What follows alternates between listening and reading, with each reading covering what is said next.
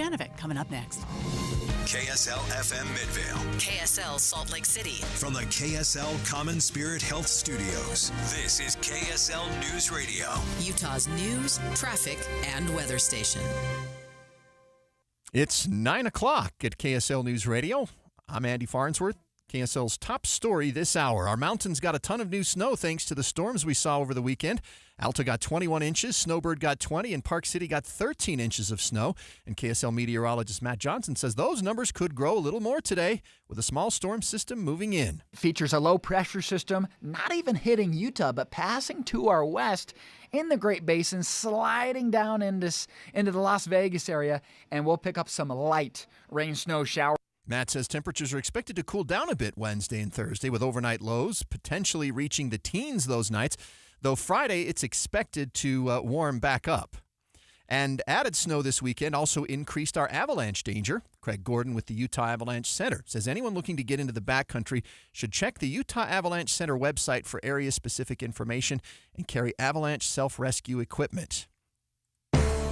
Our top national story this hour from ABC News. Congress is set to certify Donald Trump's Electoral College victory today, 4 years after the January 6th Capitol riot. Senior congressional correspondent Rachel Scott is in D.C. It's a snow day for just about everybody here in Washington, D.C., but not for Congress. By federal law, Congress must come into session today. They are on track and set to count the electoral votes, certifying the election results for President-elect Donald Trump. Presiding over it all will be his own former rival, Vice President Kamala Harris, fulfilling her constitutional duty.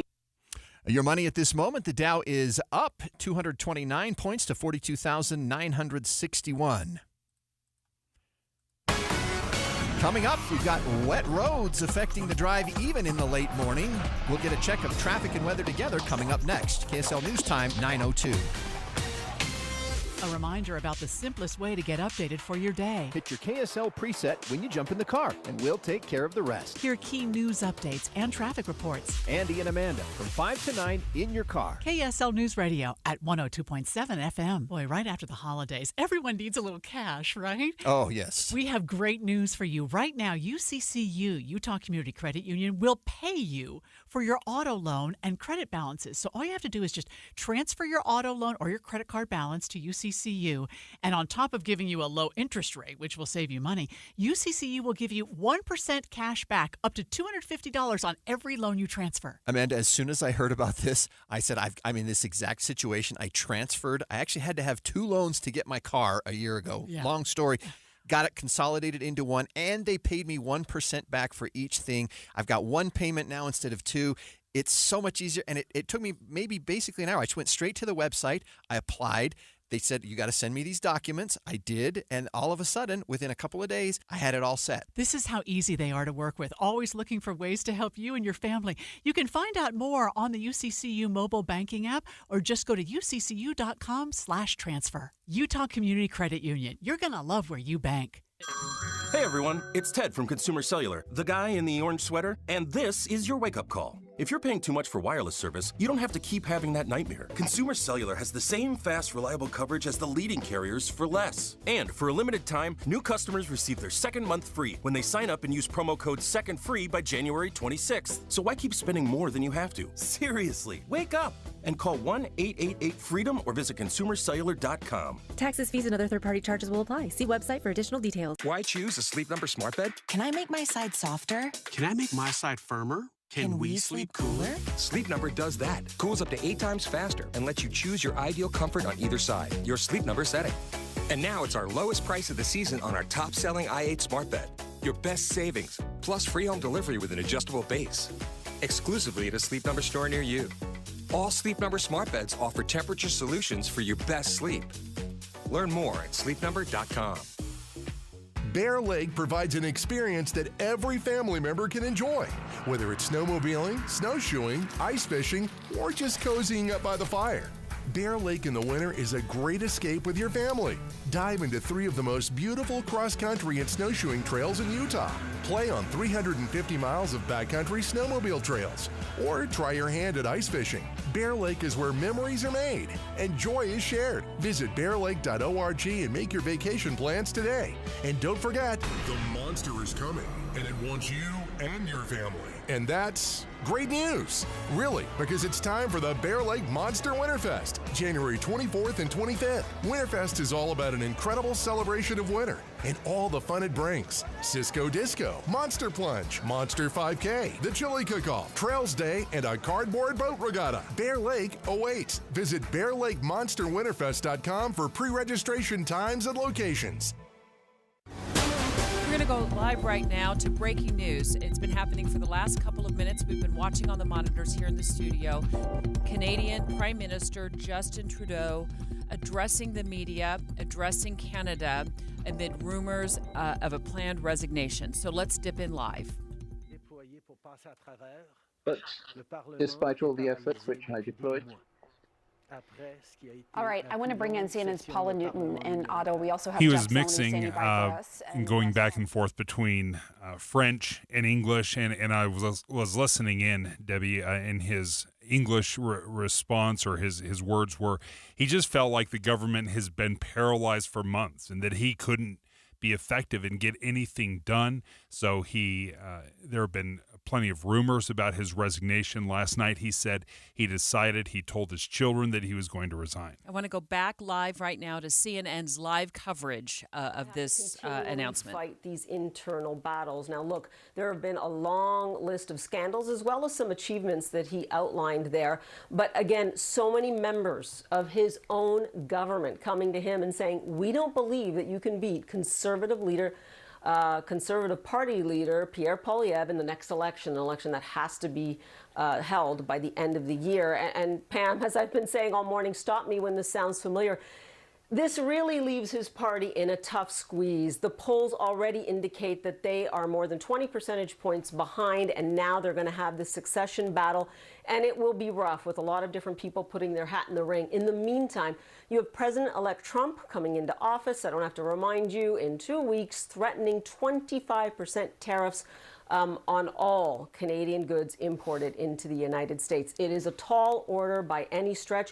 He will stay to be a so-called caretaker prime minister, but also Parliament will not be sitting, and that'll be interesting because it means that no government business can basically get done. It's really just governing on an emergency basis, and one has to wonder how much of President-elect Donald Trump's election to the Oval Office and the threat of tariffs on Canada played into Trudeau's decision. He said, quote, I'm a fighter. Every bone in my body has always told me to fight because I care deeply about Canadians.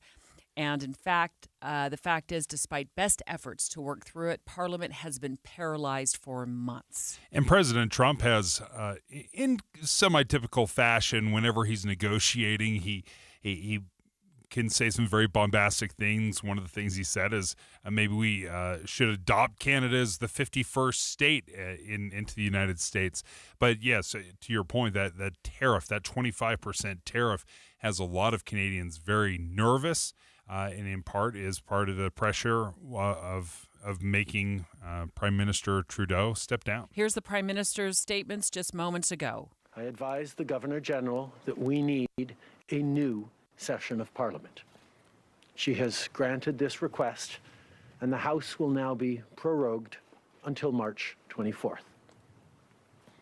Over the holidays, I've also had a chance to reflect and have had long talks with my family about our future. Throughout the course of my career, any success I have personally achieved has been because of their support and with their encouragement. So last night over dinner, I told my kids about the decision that I'm sharing with you today. I intend to resign as party leader, as prime minister, after the party selects its next leader through a robust, nationwide, competitive process. Last night, I asked the president of the Liberal Party to begin that process. This country deserves a real choice in the next election, and it has become clear to me that if I'm having to fight internal battles, I cannot be the best option in that election. You're listening to a developing story here on KSL News Radio, where the Canadian Prime Minister Justin Trudeau, after many years of service to Canada, has announced his intention to resign. after a new leader is chosen. This in the wake as Congress is set to certify the 2024 election results. Of course, President-elect Donald Trump, his election win will be certified this morning. Part of the reason that Prime Minister Trudeau is stepping down is because Canada has had record inflation, very similar to what we've seen here in the United States. They have an acute housing crisis. Tell me if any of this sounds familiar. Up 20% year over year. It's about $650,000 for a home in Canada. High food prices, voter fatigue. In the Liberal Party, which is Prime Minister Trudeau's party, has an approval rating of 16%. I mean, just devastatingly low. And as he had mentioned, he just hasn't been able to get anything done, and they've been paralyzed in government. Our producers and reporters continue to seek out national and international reaction to this morning's big announcement from Justin Trudeau. Haven't heard yet if President-elect Donald Trump is going to weigh in on this announcement, but what we do know is this is a very big week for the president-elect. Dujanovic, special coverage of the top national story. In just a couple of hours, I said this morning, that's our time. This afternoon, Congress will officially begin the certification process for President-elect Donald Trump's reelection. And then, continuing in his big week, Friday, a New York judge is expected to give him a very light sentence in his conviction of multiple felony counts for falsifying business records to hide hush money to adult film star Stormy Daniels. Greg Skordas joins us right now, KSL legal analyst. And Greg, give us an idea of what it's going to look like with this sentencing. Yeah, this is a really weird one, Dave. It's a sentencing that I've never seen before. It's certainly not something that we do here in Utah. But the judge has to sentence former president or future President Trump because he's been found guilty by a jury of 34 counts, and that 34 felony counts, and that sentencing has not occurred yet. So just to keep the case moving forward, the judge has scheduled the sentencing, but he's also indicated what his sentence is likely to be, which is sort of a deferred sentence, really, with no jail, no fine, no probation, and simply close the case out. The significance of that is that when a person is found guilty of a crime, their conviction doesn't enter until there's been a sentence. And so the conviction will enter on Friday, and that also triggers his appeal rights. You can't appeal a conviction until you've been sentenced. So it's significant, but it's also interesting because the sentence is really a sentence of nothing. And so basically, even if he gave President-elect Donald Trump, let's say, probation, in my view, just having covered courts for most of my career as a journalist, this would create some hiccups for the president as he takes over the Oval Office, because with probation, you do have to follow some guidelines and check in from time to time with a probation officer, right, Greg? I mean, wouldn't this just kind of makes sense given the fact that he's going to be president, traveling internationally, and probably the last thing on his to-do list is going to be like, I better check in with the probation office. No, you're exactly right. And I think the judge is being very realistic, Debbie, and just saying exactly what you just did. There's no reason to put him on probation, to have him do anything else, because he's probably not going to do it anyway. And frankly, he's got other things going on, such as being the President of the United States of America. So the sentence makes sense. It's not something we usually see. It's certainly a very, very generous sentence. I mean, you couldn't dream of a better sentence for somebody convicted of 34 counts of felonies. But it also is a very pragmatic sentence in light of just having our country move forward after the transition of power and Trump taking office, I think 2 weeks from today. Since there is essentially no punishment for these guilty verdicts, is there any reason for the Trump team to appeal? That's a good question, Dave, and I think there's significant reason, not the least of which is he doesn't want to be a convicted felon. He doesn't want to be the first and probably only president to have a felony conviction and serve in office. He also thinks that the judge erred in not dismissing the case based on the Supreme Court saying that there's a certain level of presidential immunity for acts that occur while they're in office. So I think he's got some appeal issues. He's certainly got money to file an appeal. It's not like, it's one of those issues where you have to decide if it's worth it for you financially. So I would say, even though there's not much to appeal, in terms of the sentence, he almost certainly will appeal. We're speaking right now live with KSL legal analyst Greg Skordas because this is a big week for President-elect Donald Trump in the next few hours. His win will be certified by Congress. And in the next few days, he will be either back in court or virtually back in court to hear what would be considered a very light sentence for those 34 felony convictions regarding the falsification of business records that had to do with hush money payments. And Greg, I'm curious, the rest of the folks who go on trial and they get convicted on numerous felonies wouldn't have this type of a sentence, correct? Not in a million years, Debbie. Yeah. I mean, I've practiced law for 43 years. I've never seen anything like it.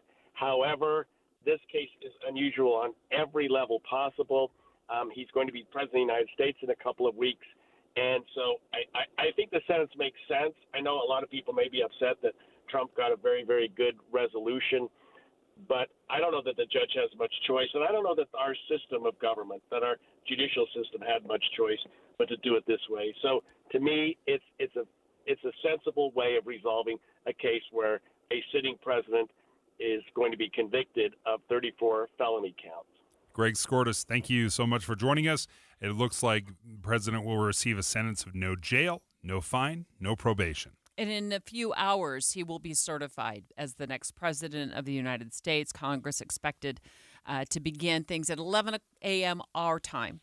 Certainly a much different scene this time around than it was 40 years ago when an insurrection happened at the U.S. Capitol.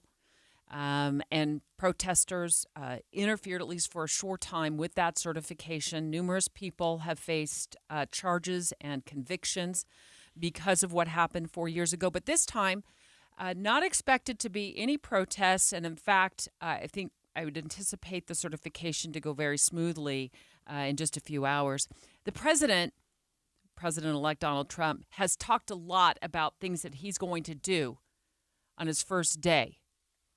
Some of those include pardons for those who were convicted for January 6th of 2021 in the insurrection at the U.S. Capitol. We're going to look at everything. We're going to look at individual cases, yeah. Okay. But I'm going to be acting very quickly. Within your first 100 days, first day? First day. And if that pardon does happen, then they will immediately be released. It will be interesting to see how widespread and sweeping those pardons are if he decides to pardon the January 6th rioters. And he's also talked about extending his tax cuts, which gave us taxpayers a standard deduction. Means if you don't want to, you don't need to itemize each expense you plan to write off, you don't have to. You just take a standard deduction. And Dave, you've said that's simplified taxes, at least for you. Yeah, they raised it. The standard deduction, they increased it, made it very simple. Before, there was always a standard deduction, but it was complicated. You could do a standard deduction, and then you would write off your mortgage and your charitable contributions, and there were many layers to it. Right now, they say, okay, you can either take the standard deduction or you can itemize, either or. And I think it simplified it for most people, everyday folks that are doing their taxes. Taxes in general, especially if you're itemizing, they are just incredibly difficult in detail. That's why, there's so many CPAs with jobs out there. So potential for pardons for the January 6th rioters. The second thing could be extending the tax cuts. And the third thing on the first day, might be the first thing on the first day, could be Trump's immigration policy. It's going to be the first order. It'll be done in the first hour of the first day. In 2016, we had a bad border, and I solved the problem pretty quickly, and it was no longer an issue in 2020. Taylor Morgan's joining us right now from KSL Inside Sources. And Taylor, is he going to be able to attack all of these angles all at once, or is this just something he's going to have to do piecemeal? Well, Dave, certainly former president, now President-elect Donald Trump has been very vocal and has articulated his day one goals with a lot of bravado. I mean, he has gone on the record saying that he will begin mass deportations, pardon January 6th rioters, start dismantling the deep state, whatever that means, end the Green New Deal, cut federal funding for schools, pushing racial gender ideology, his words, and another quote, drill, baby, drill, all on day one. Now, the question is, are, these goals actually realistic? How much of this can Donald Trump actually accomplish on day one? I think realistically, presidents can do a lot via executive order on their very first day in office.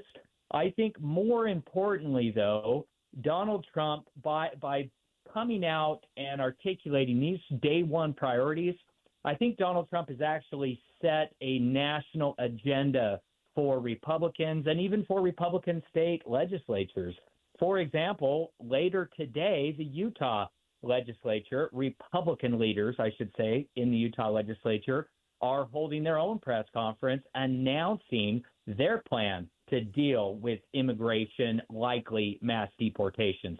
So Donald Trump may not be able to get it all done on day one, but he is setting an agenda nationally. Well, and I think, Taylor, mass deportation has certainly been a phrase that we've been hearing a lot about on the campaign trail and since. In fact, J.D. Vance, the vice president-elect, discussed it during the VP debate and started to paint a picture of what this could look like. So we've got 25 million illegal aliens who are here in the country. What do we do with them? I think the first thing that we do is we start with the criminal migrants. About 1 million of those people have committed some form of crime in addition to crossing the border illegally. I think you start with deportations on those folks. And then I think you make it harder for illegal aliens to undercut the wages of American workers. A lot of people will go home if they can't work for less than minimum wage in our own country. And by the way, that'll be really good for our workers who just want to earn a fair wage for doing a good day's work. And the final point, Margaret, is you ask about family separation. Right now in this country, Margaret, we have 320,000 children that the Department of Homeland Security has effectively lost. Some of them have been sex trafficked. Some of them hopefully are at homes with their families. Some of them have been used as drug trafficking mules. The real family separation policy in this country is unfortunately Kamala Harris's wide open southern border. So I want to go back to his initial point, and that was, mass deportation for criminals. I think there might be some difficulty when it comes to resources, and do we have the right resources in place, whether, it's law enforcement resources, federally, locally, state resources, to start this process? And how does he get us there? Yeah, that's a great question, Debbie. I think it does have to start at the local, at the state level.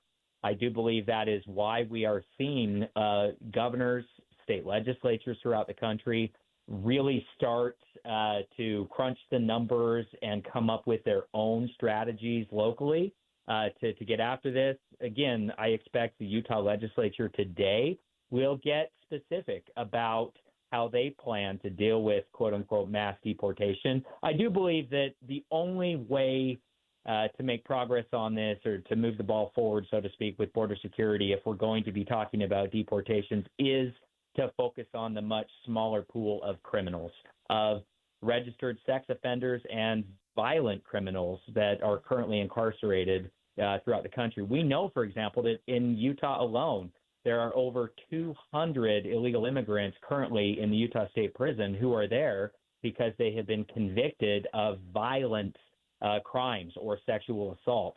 Governor Cox and Utah legislative leaders have already talked about wanting to start deportation with those individuals.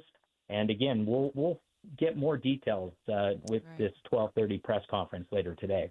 Taylor Morgan, thank you for joining us from KSL Inside Sources. And as he was talking about the criminal migrants right now that are in Utah jails, one of the concerns that many victims' families have is if you're deporting somebody from the prison right now to another country, is that other country going to honor the sentence that they are currently serving? So if they're serving 25 years to life here at the Utah prisons, are they going to be serving 25 years in Mexico or Ecuador or wherever they're being deported to? And once we deport them, we will have no say. We have no say, absolutely. Say over that. Straight ahead, in the beginning, many of you were against a new sales tax hike in the Salt Lake City area to remodel part of downtown.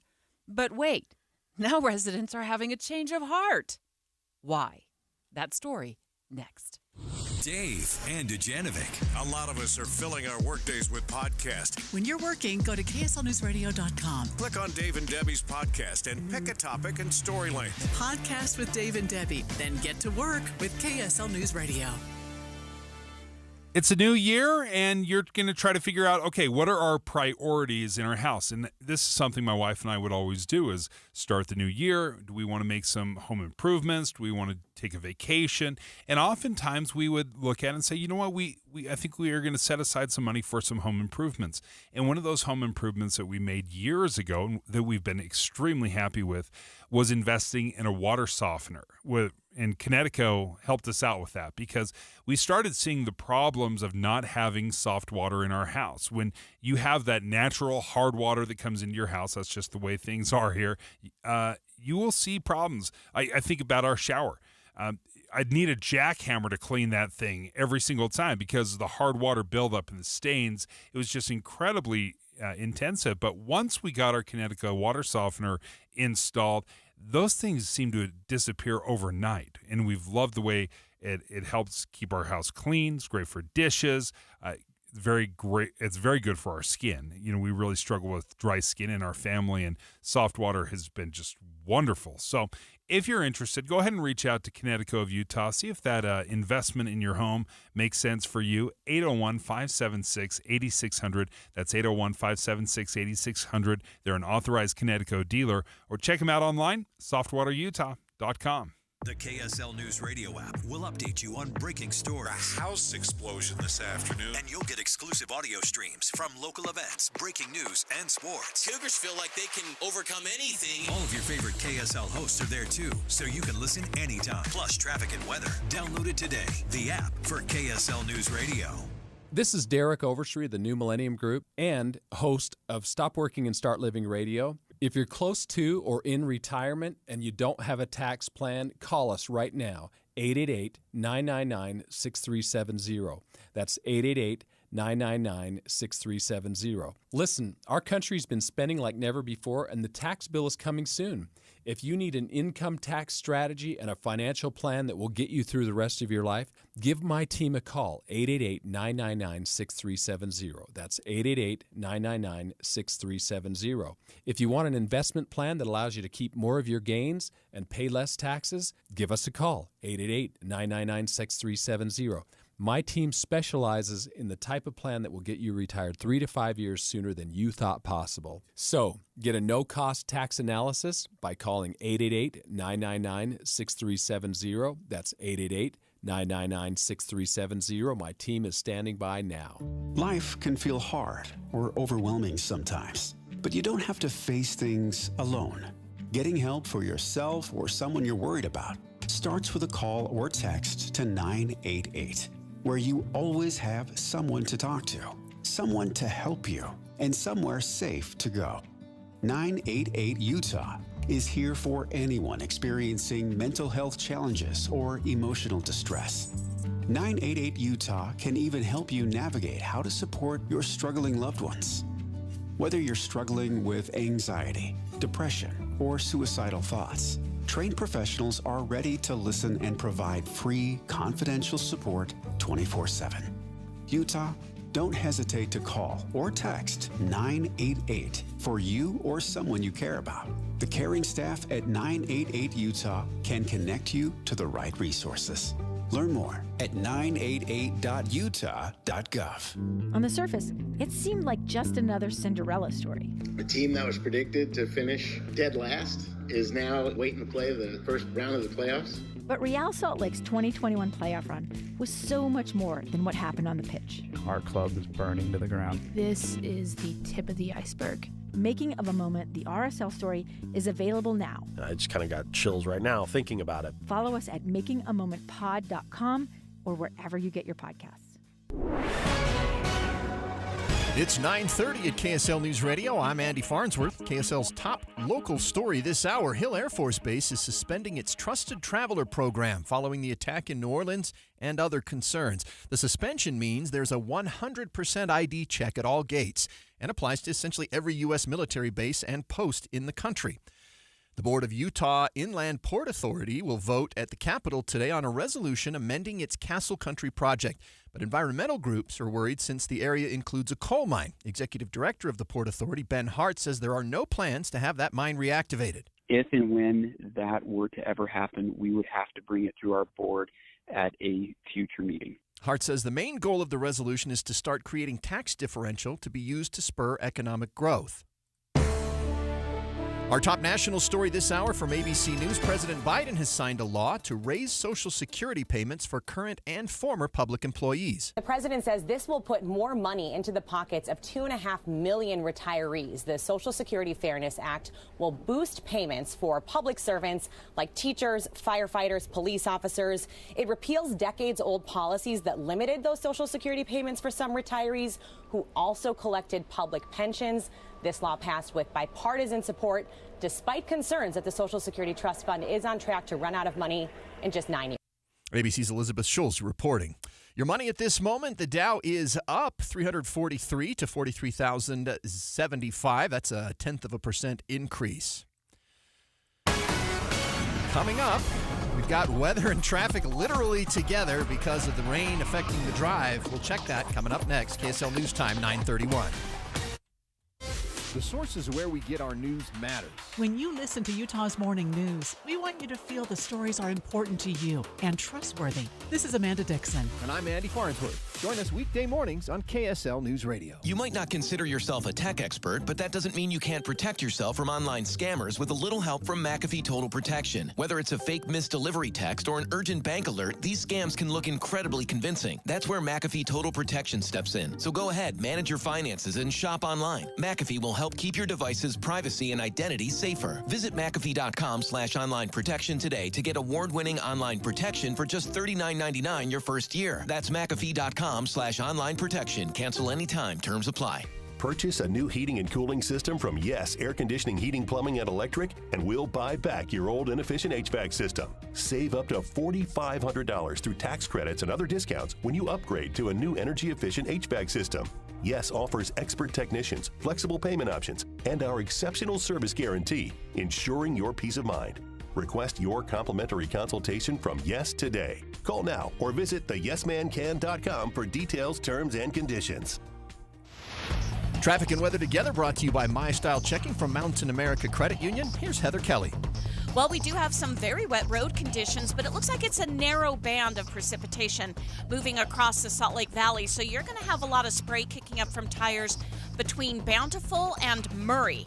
Outside those areas, it's either barely damp or completely dry road conditions. So just be aware of that as you move in and out of the wet and dry road conditions. If you're southbound I-15, we do have a crash right at the turnoff to go westbound I-80 toward the airport. Those vehicles are in the Gore area. It's just slowing traffic down just a bit. At the Utah Auto Expo, we have a vehicle for almost everything, and we certainly have a vehicle for your thing. Mountain America Expo Center, the 17th through the 20th. AutoExpoUtah.com for tickets. Heather Kelly in the KSL Traffic Center. Today will be mostly cloudy with light rain and snow showers, highs in the lower 40s. Right now we are seeing that light rain and snow in a lot of different places. It is 37 degrees right now. I'm Andy Farnsworth from the KSL Common Spirit Health Studios. Listen online at KSLNewsRadio.com. We're Utah's news, traffic, and weather station. Dave and Dujanovic, your morning companions for talk, analysis, and key perspectives on Utah's biggest stories on KSL News Radio. Dave and Dujanovic. Dave and Dujanovic. Special coverage of the top local story. Oh, y'all are getting excited. You're getting excited about the downtown remodel project. I know it's going to remodel about 2 blocks to the east of the Delta Center. Remodel the Delta Center, too, where the Jazz play, and now the Utah Hockey Club plays. And we know you're getting excited about this because the Deseret News has done some more polling. And reporter Dennis Romboy has been looking into this. And the new poll shows that, at least in Salt Lake County, 63% of people who were asked, do you support this, said yeah. And that's a big jump from what it was just a few months ago. It's a $1 billion investment just from taxpayers, but it is multiple billions of dollars, probably $3 or $4 billion in total for this 3-block area. And that is an incredible investment. I mean, think of that, $4 billion. That's like $1 billion a block. They're going to take Third West. They're going to send it underground to create this big walkable area. I can tell you the excitement, I think, is because people need something. Like me, I need something to bring me downtown right now because I just don't find myself drawn downtown. When my wife and I go on Friday date nights or Saturday date nights, we're not like, hey, let's go downtown. You need a reason. We need a reason to come downtown. Now, if there's a Jazz game, there's a hockey game, if there's a play, that will bring us downtown. So to really lean into this makes a lot of sense because the experience is what draws me downtown. See, I think the excitement is booming because we've gotten over the debate about the sales tax increase. And once we get a tax increase in place, what typically happens, just from my experience, outsider looking in, don't live downtown, don't live in Salt Lake City, so I won't be as subjected to this slight sales tax increase as residents who live downtown are. But when we start talking taxes, people just get all bundled up, right? I mean, you just, not another tax. I get it. Why would you want to pay more for something if you don't have to? But when I say slight, it goes from 7.75% to 8.25%, and it won't affect things like groceries. It won't affect things like if you buy a car in downtown Salt Lake City. It won't apply to that. But it's going to raise a lot of money to do a lot of new things to that, as you said, 3-block area. And anytime we debate taxes, funding, money, I think support for projects just goes way down. And then once we get past that hurdle and people realize how it's going to be implemented, then they start getting excited. Yeah, it's like, I'm trying to compare something. It's like, you find out you got to redo your backyard, right? Because it's sloped the wrong way and the water's coming in the house. You're like, that is the worst thing I can think to have to spend my money on. But once you do and the problem is fixed and your backyard is beautiful, you're like, I want to have a party out here every single night. Everybody in the neighborhood's invited over for the backyard barbecue every single Friday night. So I think that's what we're going through. Now, it's done. The city has decided, the state's decided there's going to be there's going to be funding, there's going to be a tax increase, and now it's time to play.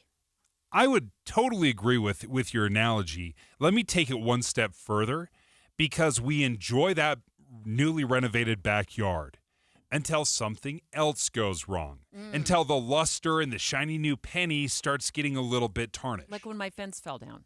Right. Literally. You're like, now, here we are, back to the same old backyard. Yeah. So right now, according to the Deseret News polling, nearly two-thirds of Utahns support creating a sports and entertainment district in downtown Salt Lake.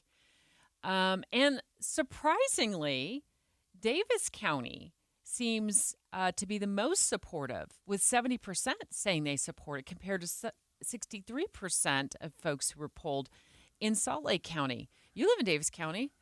It's not our taxes. You think that's what it is? That's a big part of it, right? We get to enjoy all the benefits of it without having to pay into it. Now, I don't think the tax increase is very much. You're really not going to feel it, that 0.5 percentage point increase. And you can go out of the city to buy something, I guess. Absolutely. If you're going to, right? If you're going to buy a TV. Right? Listen, we're talking 5 cents on every $10 purchase, right? It. I mean, it's inconsequential. Now, the reason it generates $900 million over the next 30 years is because there's going to be billions of transactions. So that's what makes it make sense.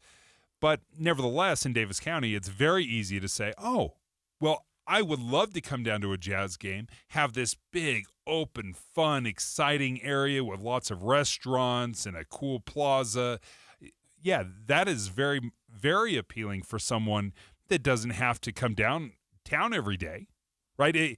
If you're coming downtown or if you live downtown, imagine what the construction's going to look like over the next, a year, 18 months, 2 years while this gets done. It is going to be a nightmare for anyone that works downtown or lives downtown. So Dave and I are talking, by the way, if you're just joining us, about the new redevelopment that's planned for several blocks, 3 blocks or so of downtown Salt Lake City from the Delta Center east. Delta Center will get a renovation for, the Jazz and for the hockey club. There'll be some pedestrian plazas. It looks like there's going to be places for people to live in a residential tower, hotel. I like this. Restaurant spaces. Can we have some more outdoor dining, please? More outdoor dining. It would be nice if we could outdoor dine on an area that's not like a street that's traveled by vehicles and only by pedestrians. Wouldn't that be amazing? And super safe as well. It's a $3 billion investment by the Smith Entertainment Group. And then tax money as well will factor into that. They've already settled on the 0.5%. Is that right, Dave? 0.5%, did I say that right? Yeah. Sales tax increase. And you said you were looking into this. You said every decade or so, Salt Lake City gets in the business of a remodel. We really do. I didn't realize it went back as far as it did, but I'm looking back to the late 1960s, in the 70s. Oh, really? What'd you with find? the Salt Lake Convention Center, right? You'll remember this is all downtown. Is that the Salt Palace? Yeah. It originally was before the Jazz were playing at the Salt Palace. The Salt Palace Convention Center was essentially came in to bring in big companies and conventions. They replaced largely Japantown, which was kind of this historic, cool, ethnic area where it had some really deep roots from Japan, and the convention center largely replaced a good portion of that. Then you go to the 1980s. You'll remember Crossroads Plaza, the ZCMI Center, that comes into downtown. And then the Triad Center, again in the 1980s. Then you jump to the 1990s. That's where we're at. That's where we're at right now. Yeah, which is right across the street from the Delta Center. Every 10 years or so, there's this big investment into downtown. And with all these promises, we're going to revitalize, we're going to rejuvenate. And then after about 10 years, it seems like it needs another little jump start. Well, you said a few minutes ago that you need something to get you downtown. Was Gateway that for you back in 2000? Well, and even before that, it was the Delta Center, and then Gateway, and then City Creek, and now it's going to be the new Jazz Hockey Club redesign. So every 10 years or so, we say we want something. Did the Gateway bring you downtown? It did for a time, and now it's not a total ghost town. It's gone through ghost town changes, but it brings me down for about 5 minutes, and then I need the new Pretty Penny. Interesting. Okay, so are you like Dave? Do you need this remodel in downtown to draw you back downtown? Let's take live calls. 801-575-TALK. 801-575-TALK. You're lining up your phone calls straight ahead. Dave and Dujanovic. You know KSL is the only news radio for your car, right? The only news radio for your smart speaker. Come here in the morning. It's the latest news and traffic. In the afternoon, news and updated weather. We have you covered at KSL News Radio. Your little one deserves a big welcome. From before the baby bump to baby in your arms, Common Spirit Health OBGYN physicians and certified nurse midwives are here for the labor, the love, and every moment in between. We specialize in prenatal, pregnancy, childbirth, and postpartum care to help you navigate this journey with confidence and joy. So when the big moment arrives, you can welcome baby with the warmest hello of all. Hello, human kindness. mountain.commonspirit.org. 15 years ago, we were adding on to our home. And so I convinced Sean we should update the kitchen. We did some research and we decided to go with 3-day kitchen and bath. Their reputation was phenomenal. To design, do the construction and the finish work, what we wanted was what we got from start to finish. So fast forward 15 years, our family's changed. We've gotten bigger. There just wasn't the space in the kitchen anymore. People were banging into each other. We decided 3-day kitchen and bath. Here's the problem. What are our solutions? Comparing working with 3-day kitchen and bath 15 years ago, today, their ability to design what you want was the same. Everything has been what I want. The quality of 3-day kitchen and bath, I think, is phenomenal. The countertops and the cabinets that they use are great. They were just good guys doing good work. For more about your new kitchen or bath, visit 3daykitchen.com. 3-day kitchen and bath. AMCO presents Bet You Didn't Know. Bet you didn't know that your car's transmission is made up of 800 pieces. Also, bet you didn't know that AMCO's fixed over 40 million transmissions and that AMCO offers a nationwide warranty.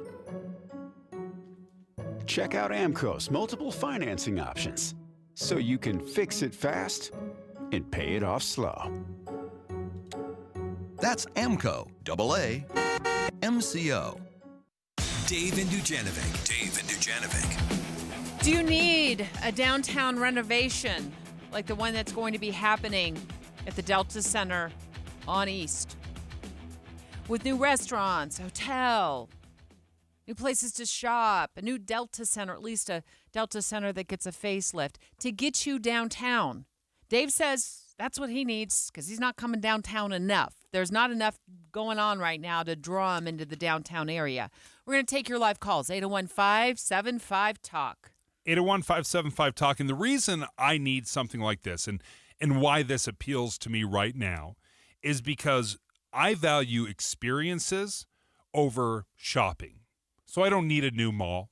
I don't need a new gateway. I don't need City Creek. We have changed the way we purchase in this country. We shop online. Now, some of us like to show up in a store and try on that jacket or coat. Some of us like to do that. A lot of us like to sit down and straight from Amazon, order it up, one-click buy, and it's that easy. So right now what I value is not the shopping. I value the experiences. I want to be able to take my family and take my boys to a ball game and sit down and enjoy it. That's what I'm looking for right now. So this latest reinvention of downtown makes a lot of sense because that's how I want to experience downtown. Well, it appears there's a growing excitement about it, according to a Deseret News poll that dropped. Nearly two-thirds, 63% of Utahns support creating the sports and entertainment district in downtown Salt Lake City.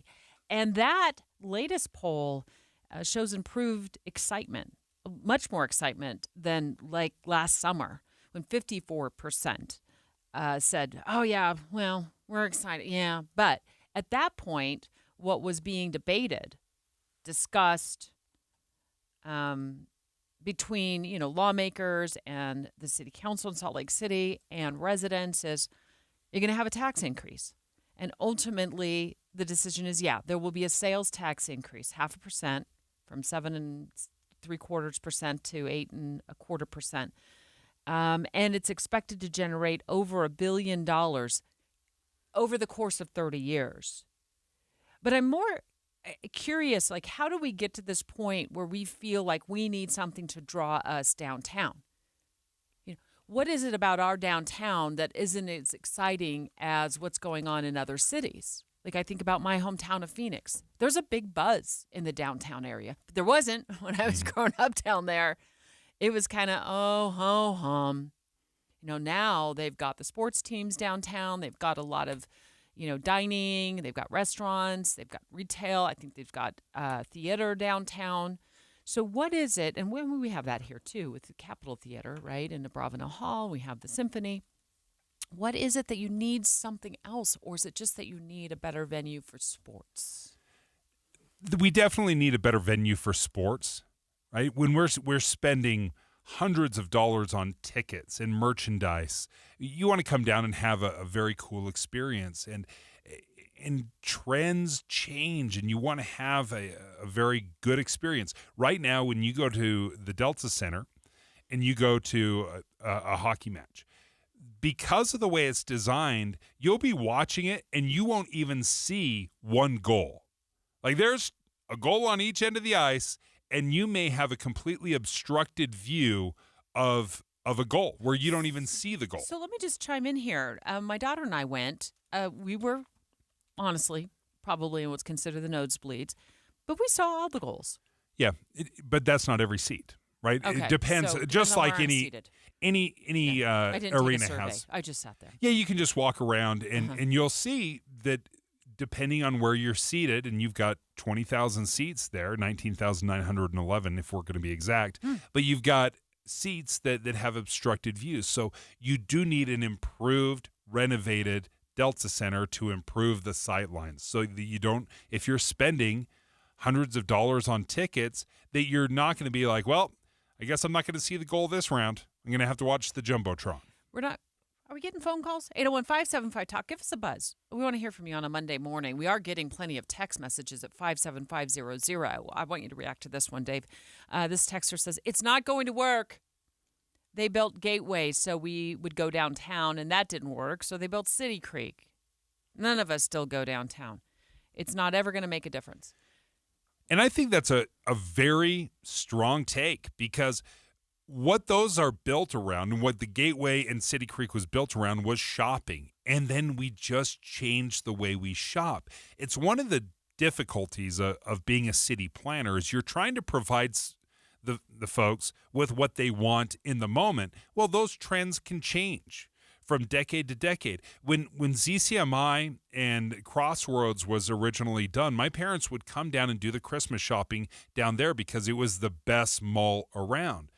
We don't shop that way anymore. We've seen the death of malls across this country. We just don't shop that way anymore. But when you're city planning, it takes so much time and so much money to invest in this. And then what do?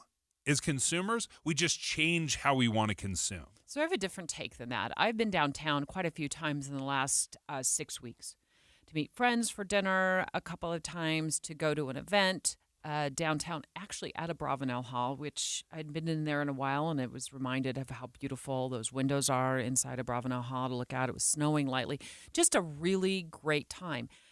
It's hard to find parking, frankly, unless you're going to pull into garage parking. Sometimes I'll park here at Broadcast House where we work and walk over. So that tells me at night when I can't find a parking spot, and in one case, I had to park about, I think I was parked about 6 blocks away from the restaurant because that was the closest parking spot I could find on the street that was open. A lot of people are coming downtown. I think it's just that what they're coming town for is not what you're interested in coming downtown for. Like, if it's a concert, if it's a theater performance, if it's the symphony, if it's a speaking engagement, if it's dinner out with friends, maybe that's just not what you're interested in coming downtown for.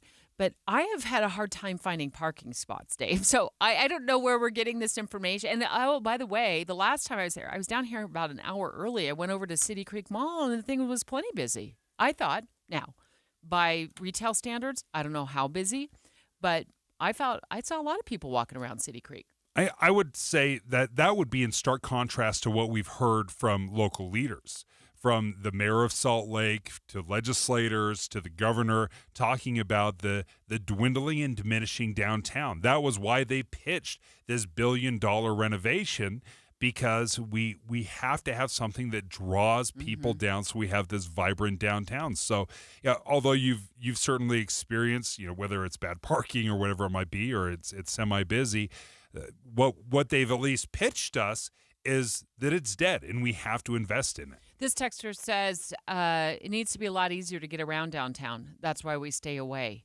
Thanks, Wendy. Wendy's from Wyoming. Says they stay away because it's not easy to get around downtown. It is, especially parking. Parking has been a nightmare for a very long time.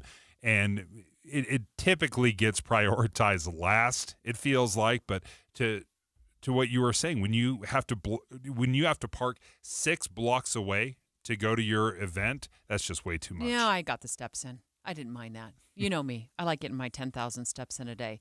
Straight ahead in the 10 o'clock hour, the downside of downsizing.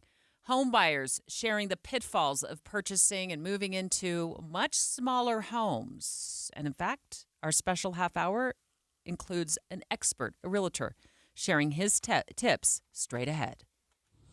Dujanovic. You know KSL is the only news radio for your car, right? The only news radio for your smart speaker. Come here in the morning. It's the latest news and traffic. In the afternoon, news and updated weather. We have you covered at KSL News Radio. Right now, when it's cold, it's the new year, you want to make sure that you've got a garage door that is sealing well. That's one thing that I was just thinking of recently is, do I have good sealing in my garage, or is that just cold air coming in nonstop? Well, if you don't have a garage door guy, well, how about Advanced Garage Doors? Advanced Garage Doors is awesome. They offer this lifetime warranty on all residential doors and parts.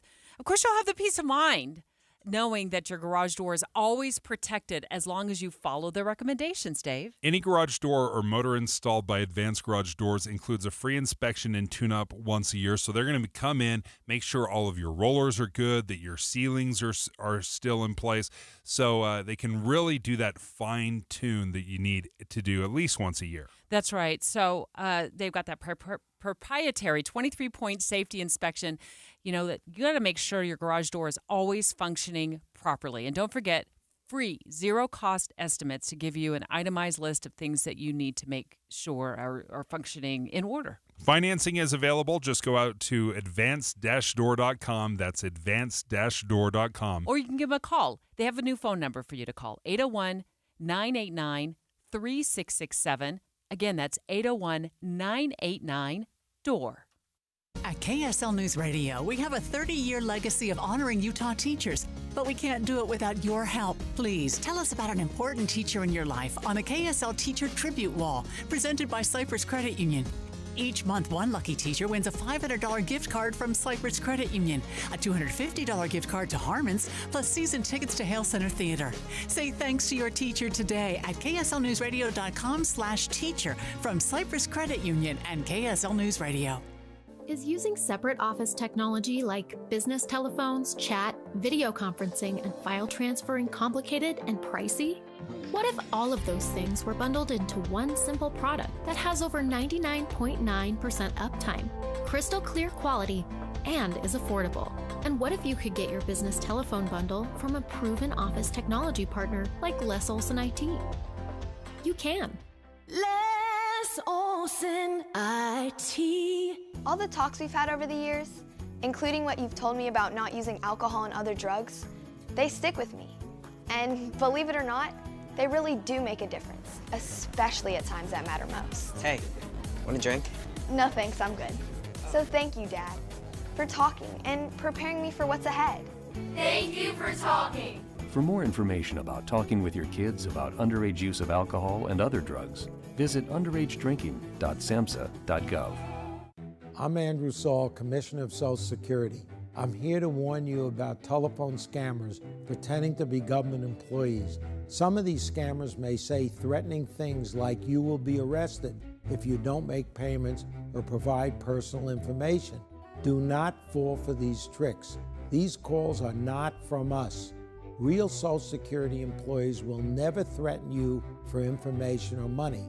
If you receive a call like this, hang up. Never give the caller your personal information, like your Social Security number or bank account, or send money in any form, cash, gift cards, wire transfers, or prepaid debit cards. Report the call to our law enforcement arm, the Office of the Inspector General, at oig.ssa.gov. Share this information with your friends and family. How does a soccer club born in an unlikely place, Utah, You sure you want to do that in Utah? Built with players no one else wanted. We knew no one believed in us. Reached the league's highest heights. We finally did it. It was like just this feeling of getting to the top of the mountain. Russell has made a champion out of Real Salt Lake. How does that same team find a way to shatter expectations in the midst of a fight for its own survival? Our club is burning to the ground as we speak. I'm Amy Donaldson, and in a new podcast, Making of a Moment, the RSL story, we take a closer look at one of those iconic sports moments. Soccer is a crazy game, and we saw it firsthand tonight. And unravel how knowing the truth of these moments can transform what they mean. I just kind of got chills right now thinking about it. Making of a Moment, the RSL story, is available now. Follow us at makingamomentpod.com or wherever you get your podcasts. KSL FM Midvale. KSL Salt Lake City. From the KSL Common Spirit Health Studios, this is KSL News Radio. Utah's news, traffic, and weather station. It's 10 o'clock at KSL News Radio. I'm Andy Farnsworth. KSL's top story this hour. Utah lawmakers will meet at the Capitol this afternoon to announce upcoming legislation aimed at improving public safety and address the impacts of the southern border crisis ahead of the 2025 general legislative session. Our top national story this hour from ABC News, the 2024 presidential election will be finalized today. ABC News national correspondent Stephen Portnoy details the process. It's a process spelled out in the 12th Amendment. The vice president, in a role as president of the Senate, opens the sealed envelopes containing the electoral vote certificates. Those votes are then tallied and then announced to the joint session by Vice President Harris. She calls this duty a sacred obligation. The Electoral Count Reform Act, passed by Congress in 2022, clarifies that the vice president has only a ministerial role, with no power to set aside electoral votes. Extra security measures have been put in place around the Capitol building because of the riot that broke out 4 years ago.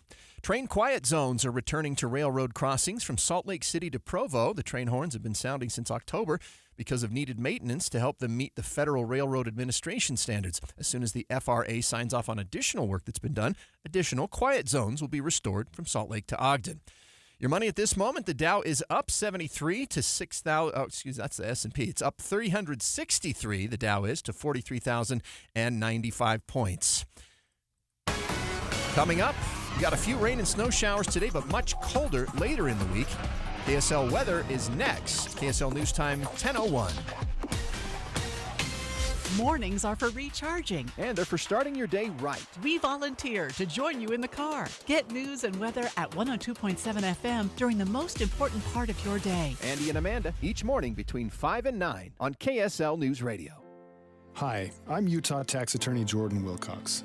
In these trying times, when inflation is out of control and our paychecks give us less and less money to support our families, the last thing any of us can afford is for the IRS to garnish wages, levy bank accounts, or seize assets. It's important now more than ever to protect your financial security. We have reduced our tax liability by over $42,000. $66,300. Let us safeguard you. Visit endtaxworry.com. We have saved countless taxpayers like you millions of dollars, kept businesses in operation, and ensured that our clients receive the best possible outcome. Nearly $65,000. $12,000 is something that you can look at and say, okay, I can handle that. I'm Jordan Wilcox, your Utah tax attorney. You work hard for your money. Let us work hard for you. Visit endtaxworry.com. We're very grateful. Progressive knows finding your new home was a dream come true.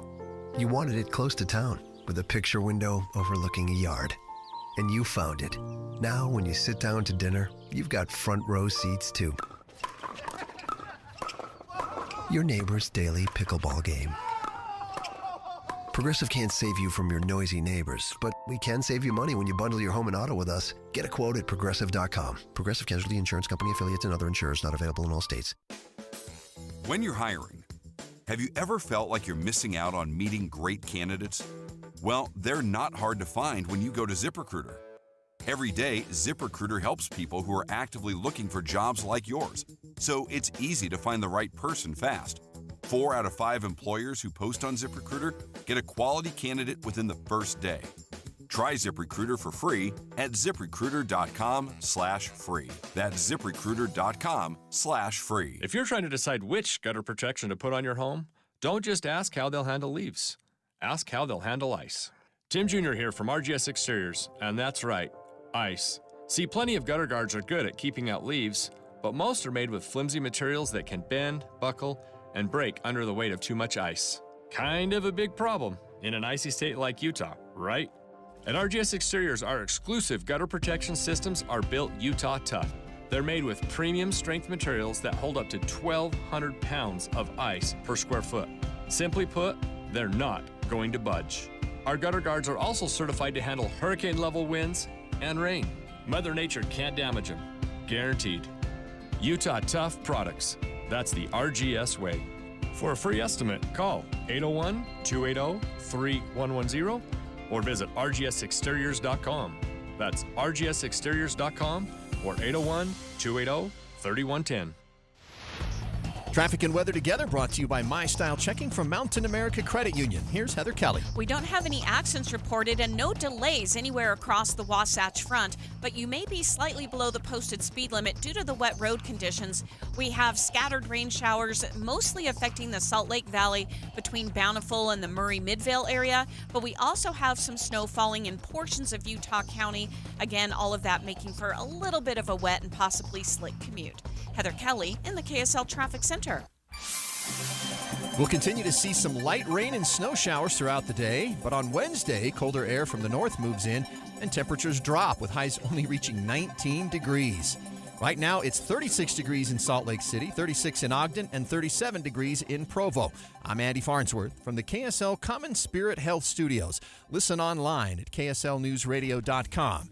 We're Utah's news, traffic, and weather station. Dave and Dujanovic, your morning companions for talk, analysis, and key perspectives on Utah's biggest stories on KSL News Radio. A special half hour ahead on the downside of downsizing. Priced out, housing, special coverage with Dave and Dujanovic. This comes to us via the Wall Street Journal. But Dave and I have both downsized, so we've got a little bit of experience in this arena. Also going to speak to a real estate expert, Russell Fawcett, Stern team of Omada Real Estate in just a moment, about what he sees as potential pitfalls. The article is entitled, What I Wish I Knew Before I Downsized. Homeowners on their missteps and smart solutions. One thing I want to examine is downsizing too early and downsizing too late. Like, is there a magic number? Because I will tell you, my wife and I, before we decided to move, we thought we were probably 10 or 15 years from downsizing. We're going to have all our kids, raised and moved out. And then we started thinking, you know what? We've had three kids move out in the last 4 years to school, get married, missions, whatever it might be.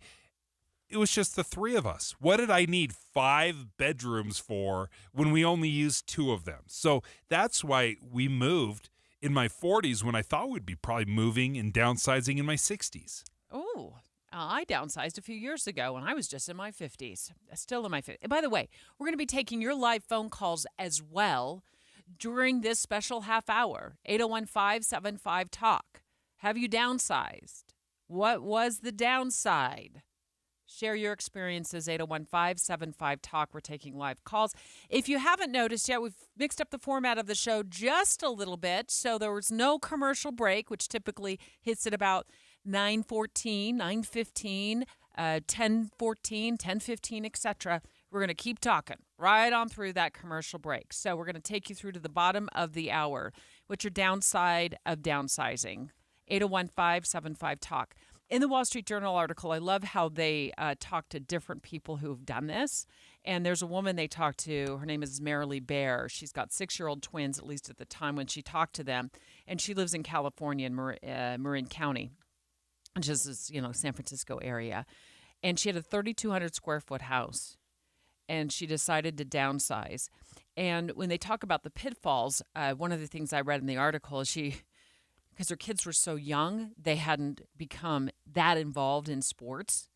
and she had twins. And when they started to become involved in sports after downsizing, she was like, I don't have room for all of this sports stuff, which is kind of echoed by a lot of the different people that they talked to in this article. Is they downsized with pure excitement, and then when they got into their new, smaller space, they realized they no longer had room for their kids, their grown kids, to return home. In fact, one couple said their son, who moved back in, I think, temporarily, had to sleep in a blow-up mattress at the bottom of the attic stairs because they didn't have Very room. Harry Potter-esque. Yeah.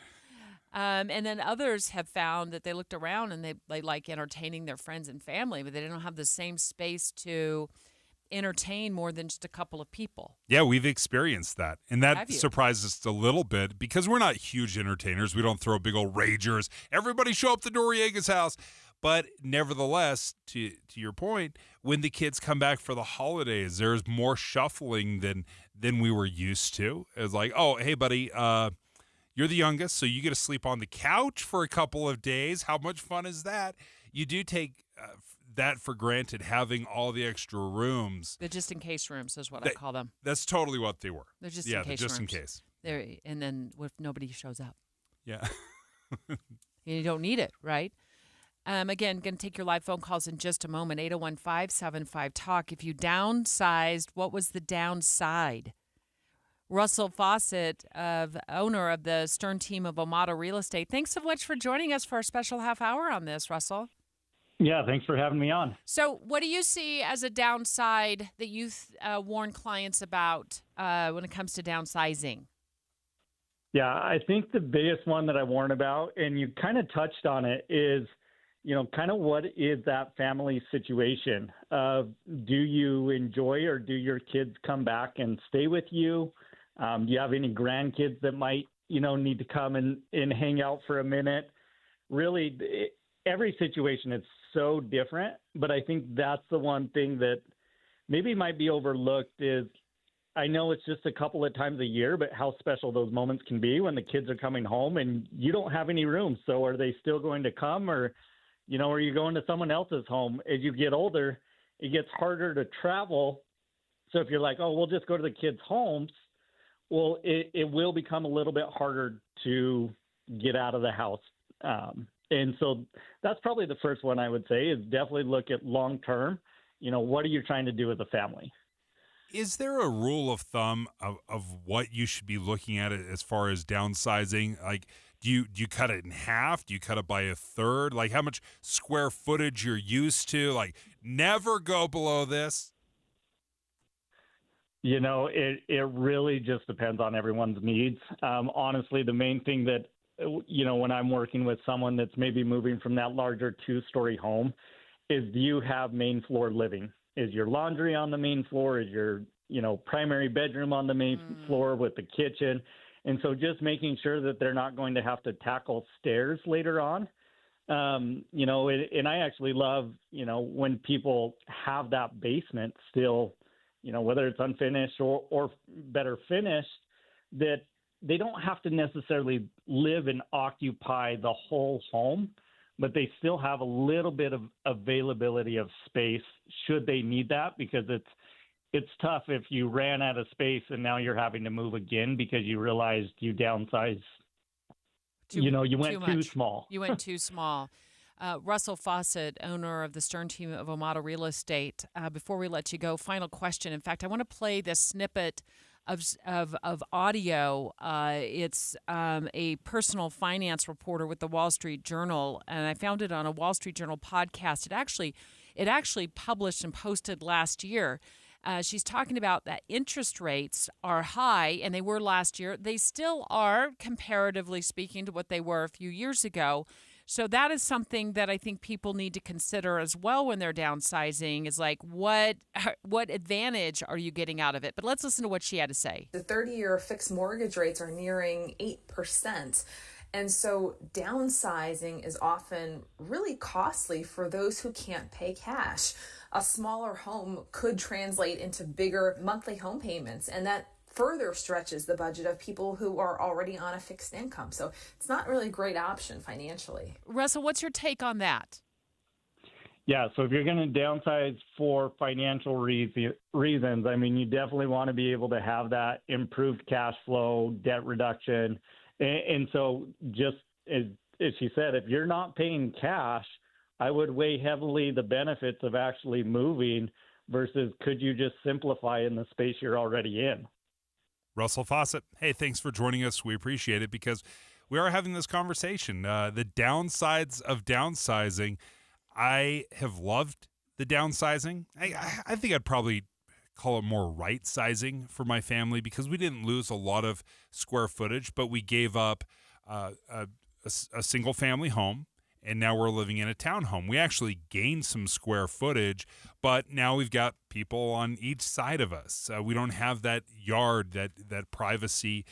We have some more communal spaces. So we're making more sacrifices than I think we realized. We don't regret it. We've loved it. But you do start realizing, oh, I took some of these things for granted. In a moment, I'm going to give you a 3-point checklist of what to be aware of before you make this decision. 801-575-TALK. Taking your live calls now. Hi, Troy. What have you liked about it? What have you liked about your downsizing? I think you did it, maybe 4 years ago? Troy, I think we can hear you. Can you hear us? Let's put Troy on hold, and we'll come back to Troy here in a minute. Jeremy in West Valley. Jeremy, what are your thoughts on downsizing? Well, I've never downsized, but I got two things. So the first one, if you downsize and say like you have a family member, something that comes up on hard times, you lose that space to help your family if in need. And then the second, with the price of housing and everything, say like you got kids that move out and they can't get a place, or a friend, a close friend, something that you wouldn't mind renting a room to, you help them by providing low rent. At the same time, you're also benefiting yourself. Oh, so you're turning it into a business of sorts, like a rental business. In a sense, I mean, you kind of hinder yourself because you're like, all right, I got 2 extra bedrooms. What can I do with this space? Well, I got a good friend that just, got a divorce or, something, for example, hard up on his luck. He needs a space. Yeah. I could rent my room, $500 a month, $400 a month, something, instead of him paying $2,300 to get an apartment. Yeah. So you help you help yourself out a little bit financially, and you help him out financially as well. There are a couple of different reasons to downsize, and I'll be interested to hear from you folks. What led to your decision to downsize? For us, we just had too many bedrooms. The home our kids grew up in, there were 5 bedrooms, and when most of my kids, 3 of the 4 had moved out, then we were only using 2 of those 5 bedrooms. So we just needed a reallocation of space. So we dropped down to 3 bedrooms, and then we have much more open space, some gathering areas, some communal areas. And that was the big reason we decided to change. Dave and I talking about a Wall Street Journal article. It talks about the pitfalls, things you need to be aware of when you're downsizing. And they talk to a number of people in this article. I think at the top of the article, it says how long the read is. It said it was an 11-minute read. So in typical Wall Street Journal fashion, very in-depth, interviewed a number of people, some single, some married, couples, partners who decided to downsize. And essentially the article's entitled, What I Wish I Would Have Known Before I Downsized. And they're talking about things like, I didn't realize I was going to run out of bedrooms if family members needed to move in, if somebody needed to stay for a weekend, or I don't have enough space to entertain, and I really love getting people together at my house and cooking for them, and I don't have a space to do that anymore. There was one couple they talked to, I think they had purchased an apartment, and they didn't have enough room in that apartment for people to stay with them. So not long after they bought that apartment, one right next door went up for sale, and they snatched that thing up too. So they had 2, they owned apartments side by side. I think that was in maybe New York. I want to go over this list in this article of things that you need to avoid or think about before you downsize. And it says, avoid the storage unit crutch. That is such a great suggestion because when we moved, we had lived in our house for 22 years. The amount of stuff you can accumulate and stuff in every nook and cranny of your home, if you are downsizing, you have to say goodbye to things, and you have to say goodbye to a lot of things and things that have sentimental value. Otherwise, you get a storage unit, you stash it all away, and then you're spending hundreds of dollars a month for a storage unit for things that you never use. Yeah, if you're spending hundreds of dollars a month on a storage unit, you aren't really truly downsizing potentially your payment. And here's how I did it when I downsized. It was like I kept some of the kids' stuff. I've also found out that everything gets left behind. Like, I kept some of the kids' stuff, and for things that I thought I was on the fence about, I called them up and I said, "Are you interested in keeping this, this T-shirt or this jersey?" And oftentimes it was like, "No, I'm just not interested in it." Now I did save a couple because that's what moms do. It's like, well, one day you will. When you have a teen son or a teen daughter, you'll want them to see this jersey. But I just became unemotionally, detached. I was not emotionally attached to items around the house. So the other thing they talk about is you want to a lot of times get rid of your furniture because, first of all, it's probably not going to fit in the new place. And if you're paying to store stuff at that storage unit, well, it's just costing you a lot of money for stuff you're never going to see.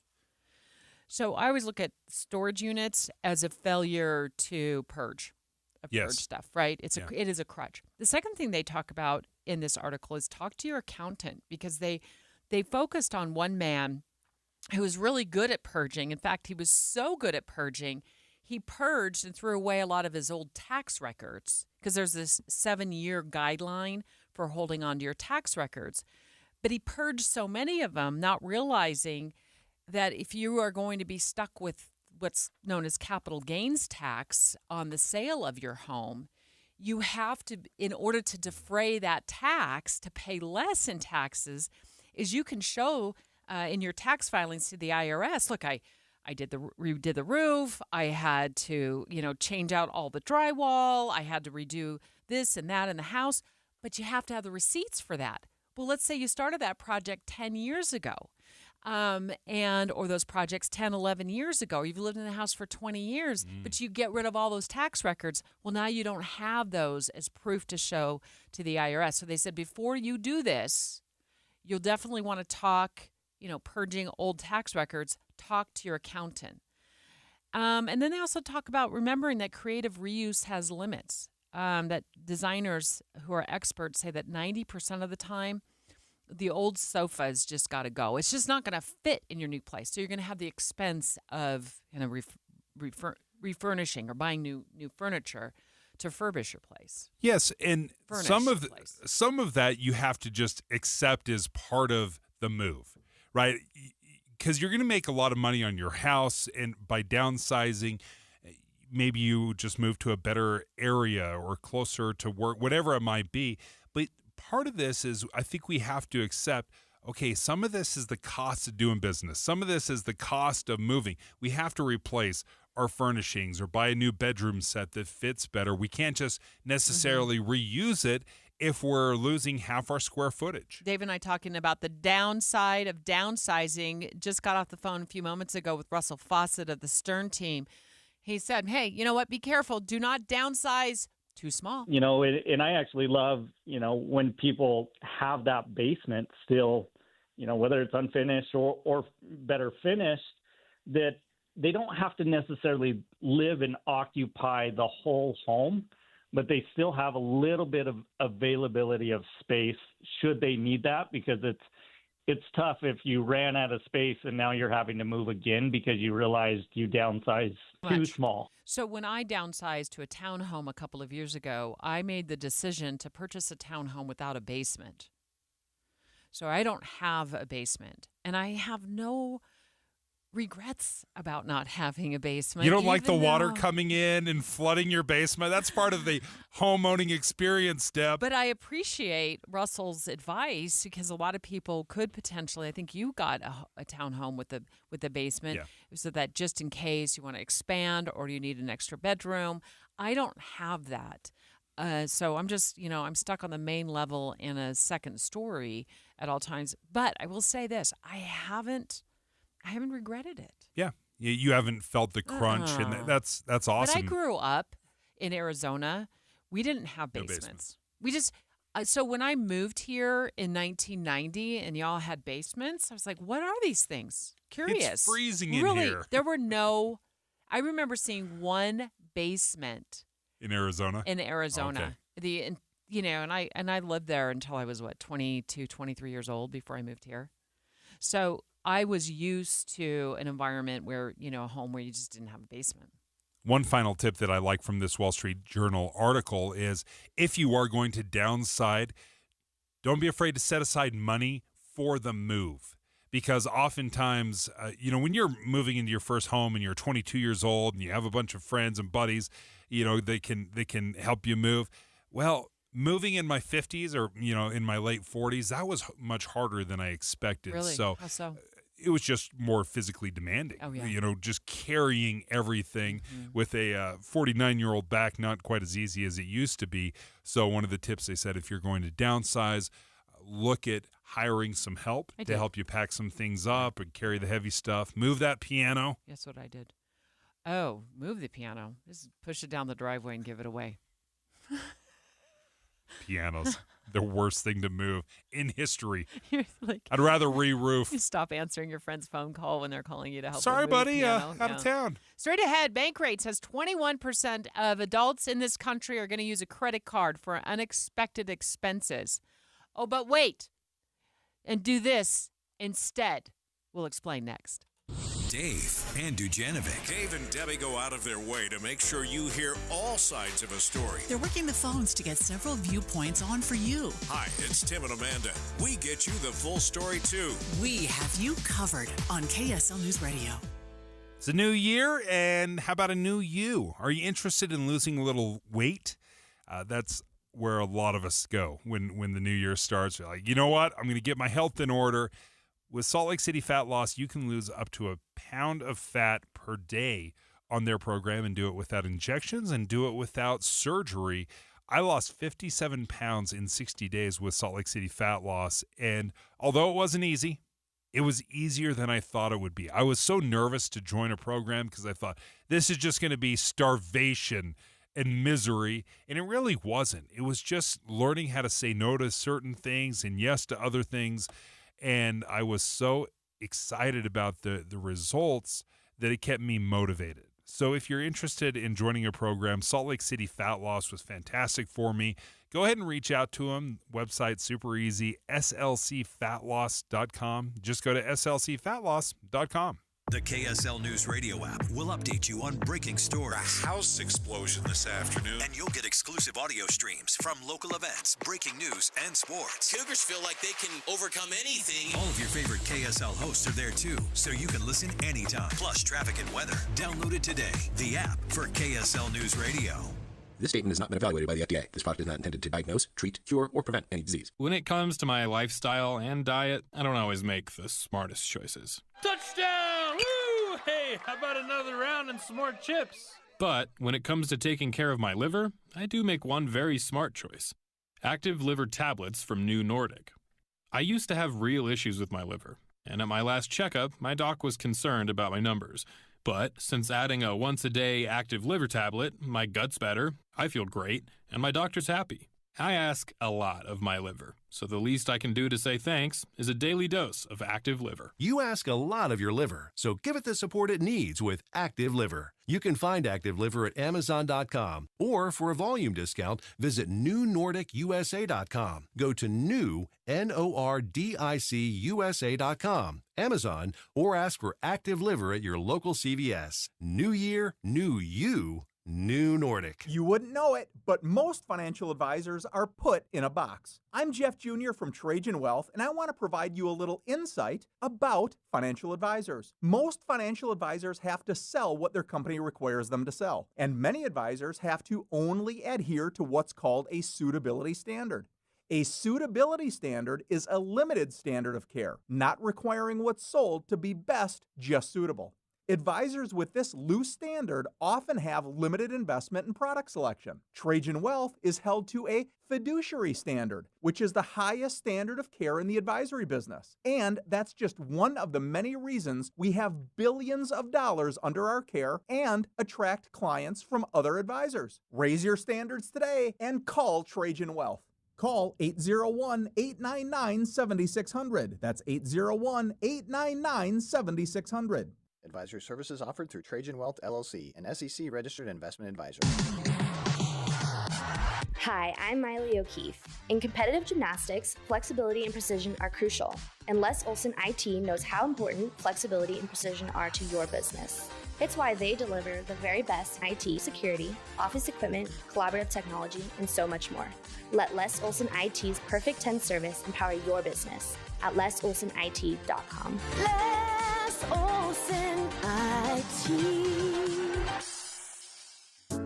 Dave and Dujanovic. If you're driving to work or you're driving the kids to a soccer game, we're your in-car companions. People will come up to me and say, "Oh, I talk to you every day. You don't realize it because I'm talking at the radio, but I talk to you every day." Listen for Dave and Dujanovic 9 to noon on KSL News Radio. It's 10:30 at KSL News Radio. I'm Andy Farnsworth. KSL's top local story this hour. The heavy, wet snow that fell in our mountains over the weekend has led to increased avalanche danger in the backcountry. Craig Gordon with the Utah Avalanche Centers says under the new snow is a weak, powdery layer, and that can easily give way and slide. I know that we're stoked for all the new snow. Mother Nature is not feeling our same emotion, so please get out, enjoy this great snow. Pump the brakes, tone down your objectives, and remember, there's plenty of safe powder days yet to come this season. Gordon says anyone looking to get into the backcountry should check the Utah Avalanche Center website for area-specific information and carry avalanche self-rescue equipment. Our top national story this hour from ABC News. President Biden and First Lady Jill Biden will visit New Orleans today. They'll attend a prayer service for families of the victims of the New Year's attack.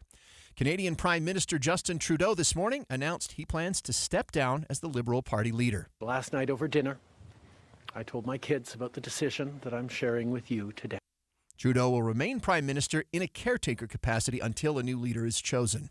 Your money at this moment, the Dow is up 285 to 43,017.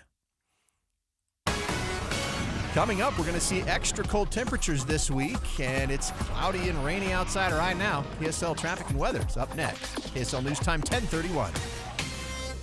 A reminder about the simplest way to get updated for your day. Hit your KSL preset when you jump in the car, and we'll take care of the rest. Hear key news updates and traffic reports. Andy and Amanda from 5 to 9 in your car. KSL News Radio at 102.7 FM. Experience the true value of clean with Zero Res, where your carpets are transformed without harsh chemicals or detergents. Zero Res's patented technology ensures your carpets stay cleaner longer, making it safe for both the kids and pets. Unlike traditional cleaners, Zero Res leaves your carpets dry in hours, not days. Plus, enjoy peace of mind with the Zero Res Gotta Love It guarantee. If you're not satisfied, Zero Res will re-clean for free within 30 days. Right now, get an amazing deal. Have 3 rooms of carpet cleaned for just $109, and Zero Res will clean a hallway for free when you mention KSL News Radio. But that's not all. Zero Res offers a wide range of cleaning services, from air ducts to upholstery, ensuring every corner of your home shines. Don't miss out on this limited time offer. Call today and experience the Zero Res difference. Book your appointment now and let Zero Res bring cleanliness to a whole new level. Call 866-ZERO-RES or go online to ZeroRes.com to schedule your appointment today with Zero Res. Traffic and weather together brought to you by My Style Checking from Mountain America Credit Union. Here's Heather Kelly. No problems right now on the roads, the major roadways, if you're traveling throughout Utah, Salt Lake, Davis, and Weber counties. Just some occasional dry, wet road transitions that you'll have to maneuver. So you might be a little bit slower than normal as you change from those dry and wet roads. Otherwise, there's no accidents reported on I-15, Bangerter Highway, 201 Freeway, and no problems getting over Parley Summit right now. Heather Kelly in the KSL Traffic Center. Well, we'll continue to have some scattered rain and snow showers throughout the day. Things dry out tomorrow, then cold air arrives Wednesday, where the lows will be only in the teens. Right now, it is 36 degrees with some light rain in Salt Lake City. I'm Andy Farnsworth from the KSL Common Spirit Health Studios. Listen online at kslnewsradio.com. We're Utah's news, traffic, and weather station. Dave and Dujanovic, your morning companions for talk, analysis, and key perspectives on Utah's biggest stories on KSL News Radio. I think we've all had the credit card dilemma. Am I going to put it on a credit card? Do I have another way to pay for it? If I don't have $1,000 in my emergency savings? Well, Bankrate has released its 2024 annual emergency savings report. 21% of adults, Dave, in this country say they're going to would use credit cards for unexpected expenses of $1,000 or more. Yeah, it's just hard, right? It's hard to, especially with inflation and how much things are costing, to come up with $1,000. If you need new tires, that can be $1,000 or more for tires. And that's something you forget about all the time, like that we've got to routinely change our tires and rotate them out. So the big question I have, Deb, are there any tips out there of how to jumpstart your savings, your emergency savings? We're going to talk to a Bankrate analyst about that in just a few minutes, but I want to ask you a couple of other questions. I'm looking up the survey, and they're talking about the average credit card interest rate being over 20%, like 20.5%. I'd say in some cases it's even higher than that. Do you ever think about that when you put something on a credit card? Like how much interest I'm going to pay? Like how much is this ultimately going to cost me in the end? I don't, because I always have the intention to pay it off in those 30 days. But what happens is something else happens. Yeah. So I try to ignore the interest rate because I know it's high. I know it's over 20%, but I always have the intention to pay it off. So when I can't, which happens often, or has over the years, then you just get blasted with those interest rates. So they break this down. I think this is food for thought. A $1,500 car repair put on a credit card with a $100 a month payment. It would take 18 months to pay off. The interest charge would be about $250. I think even beyond the interest charge, I think it's just the ongoing stress of having that hang over your head. And like you said, something pops up, you can't put down more on that credit card like you had planned, and now you're into this thing 18 months, and something else is broken down on your car. And that's the key right there, because if you say, hey, it takes you 18 months, it's going to cost you a couple $100, that may not be the worst thing in the world. You know, it may be worth it to spread it out over 18 months. The problem is when they start stacking on top of each other. Anna Staples, she's a Bankrate credit card analyst. Good morning. Good morning. Thank you so much for having me. So what are the alternatives to a credit card? What does Bankrate suggest?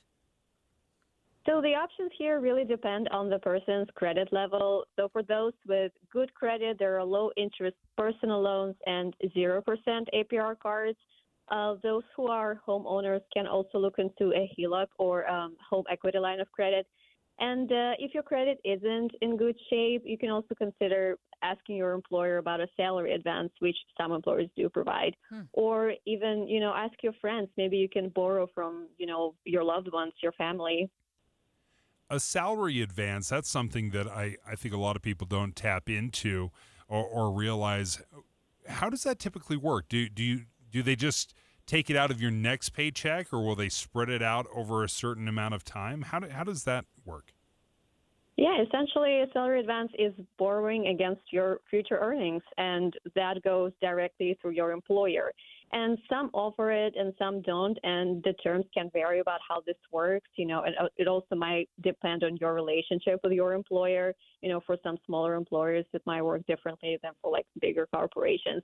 And it is also, considered as more of a last resort option because you also put yourself at risk when you're borrowing against your future salaries.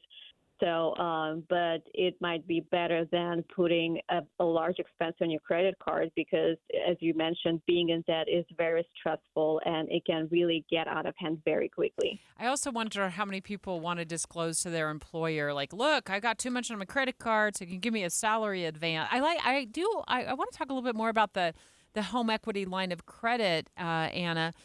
Because that would require you to go to a bank or a lender and, see if you can qualify for a certain amount based on the equity that's been built up in your home.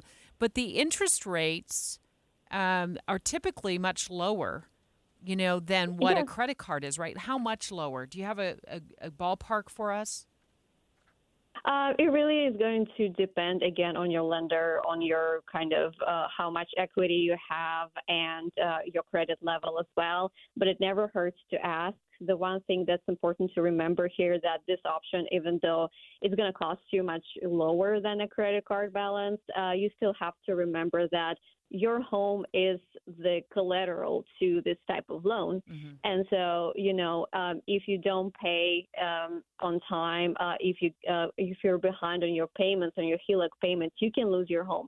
So even with that, you have to be, very careful about this decision to borrow against your equity because this is, also a huge risk. Anna Staples is joining us from Bankrate. How can we jumpstart our emergency savings? So to build an emergency fund, you first need to make room in your budget for those savings. Take a look at your spending and see if there's anything at all you can cut. And if you need to pick on some extra work to boost your savings, if you can do that, that could, of course, help as well. And then setting up a direct deposit to your savings account can be a good next step. And just keep going, keep saving. Even a little bit is better than a hope and a prayer. And consistency is key here.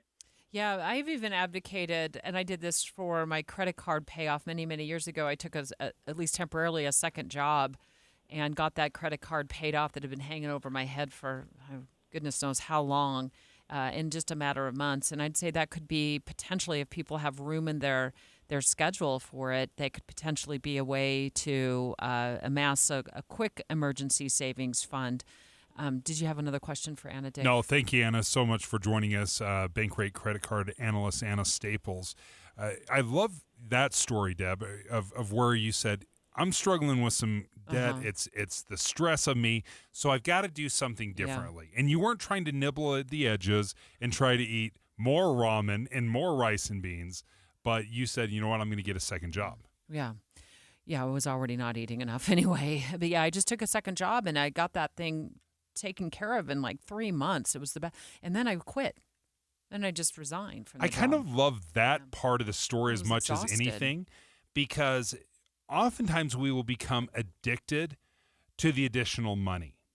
We start bringing in extra cash and we expand the way we live, and then we just become dependent on that extra cash. So then we just adopt and accept the fact that, oh, you know what, a 50 or 55-hour week or 60-hour week, that's just normal. So more than that. But yeah, I don't really live like that where I just get adapted to more and more income. What I do is I'm very goal driven. If I see a goal that I want to achieve, I go out and I do it, and then I'm done. I'm done achieving that. And also, yeah, right. The hours were crazy. I was up at 3 o'clock in the morning and getting home at 10 or 11 o'clock at night because I was working morning drive for KKAT Radio, if anybody remembers that radio station, and then going to work at Channel 4 News, oftentimes live at 10 o'clock at night. So I was just bone tired. But I am curious about this element of this fix that Anna mentioned a few minutes ago. Do you dare ask friends and family for a loan to pay off credit card debt? What are your thoughts on that?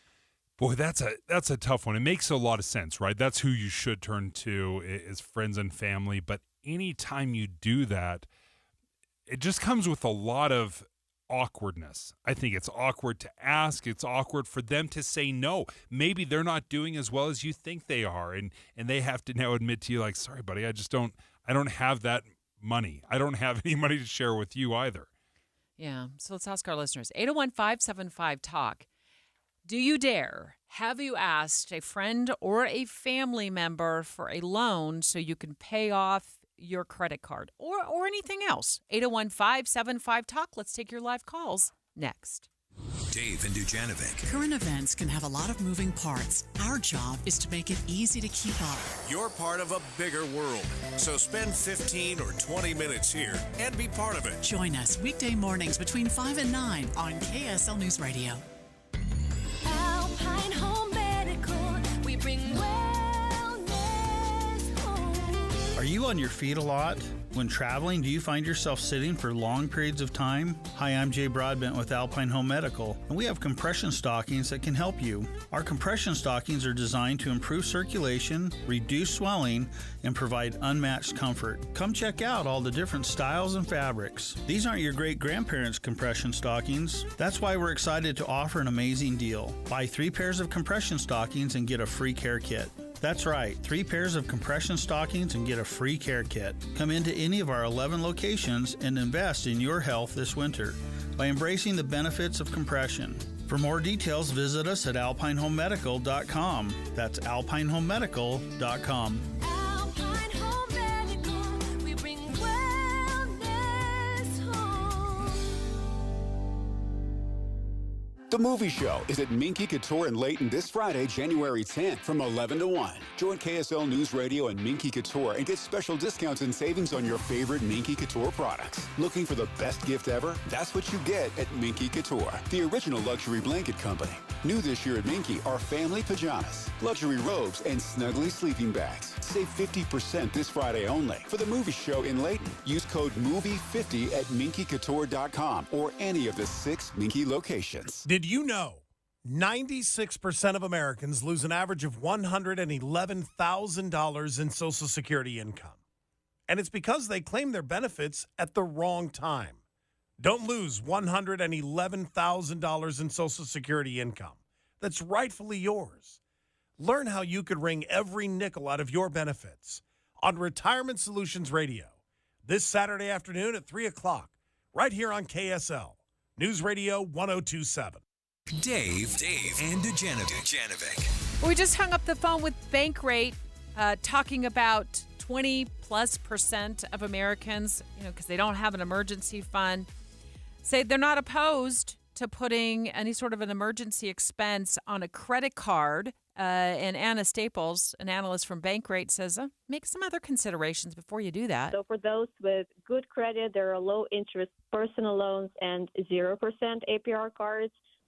Those who are homeowners can also look into a HELOC or home equity line of credit. And if your credit isn't in good shape, you can also consider asking your employer about a salary advance, which some employers do provide. And she also said maybe think about asking family and friends. I wonder what you think about that. I actually like the idea of asking family and friends for this one thing: accountability. If you use a credit card, there's absolutely no accountability. You just swipe it, you spend it, you don't have to answer to anyone other than the credit card statement. If you ask friends or family, I think that creates a connection and an accountability where, listen, if I borrow $1,000 from you because I need, new tires, then I'm not going to be posting on social media, hey, look at the sweet new Jordans I just got for $200, right? There's an accountability when you include your friends and family. And if you're struggling that much, accountability is probably a great thing. See, I wouldn't get into this with the loan and expect payment. It wouldn't be a loan. It'd just be a gift. Here you go. If I decided I was in a good enough financial spot to help you out, it wouldn't be a loan. I wouldn't want that. I wouldn't want to be the bill collector every Friday at payday waiting by the front door for you to pull up in your car and collect the $100 a week you owe me. 801-575-TALK. Do you dare loan or ask friends or family for a loan? Let's jump out to Tessa. Tessa, it says you're a career consultant. Oh, you're on TikTok. That's right. Hi, Tessa. All right. So you're known as the job doctor on social media. What are your thoughts on this? Yeah, I think asking for a loan from family and friends is a horrible idea because there's a couple of other ideas that are still left for you haven't mentioned. One is change your tax rate on your payroll deduction. It's an immediate raise for you. You can change your deduction so that your next paycheck is significantly higher because your taxes are not being taken out as high a rate as normal. You wouldn't want to do this on an ongoing basis or you'll get in trouble. But Right. it's a good short-term fix. I like it. And the second thing you can do is you can take out a 401k loan against your 401k, which is another way to give you more time to pay it back and get back on your feet. Both of those require nothing except a little paperwork, and it puts immediately cash in your hand. Yeah, and I think there's sometimes there's a little fee involved, but it's not a whole lot. Maybe it's $50 or something like that. But there's a lot of talk too, Tessa. By the way, I was already following you on TikTok, so it's nice to talk to you in person. There's a lot of talk too about, well, then you're risking your future self to bail yourself out of this situation by borrowing against your 401k because, if you borrow $10,000 against that or $20,000 to get out of credit card debt, you're going to miss out on those earnings. Tessa, what do you think about that? I think you have to look at it as a short-term fix, and all of these solutions you're talking about are short-term fixes that you have to get right with eventually. That's why I like changing the payroll deduction, because if you change the payroll deduction, most of us are getting tax returns at the end of the year anyway. So all you're getting is a little bit less in your tax return, and do it for a couple of pay periods. That's all. And then go back to your normal deduction, and it's a pain-free way to get back on your feet without needing to pay extra fees or, be in debt forever. It's the easiest one to get across the finish line, I think. Well, you know what? I absolutely love that suggestion. I've never thought about that. I've thought about it in to change it for an entire year, but I hadn't really thought about it for doing it just for a couple paychecks. So Tessa, hey, if you don't mind sticking around, I'm going to put you on hold and have my producer reach out to you. You have some really great advice, and I'd love to talk to you more in the future. But Tessa, thank you for calling in. Hi, Jeff. Jeff's from Pocatello. How's Idaho today, Jeff? Oh, it's snowing today. So so would you dare ask a family member, or have you been asked for a loan? I haven't, but I've got some feelings about it.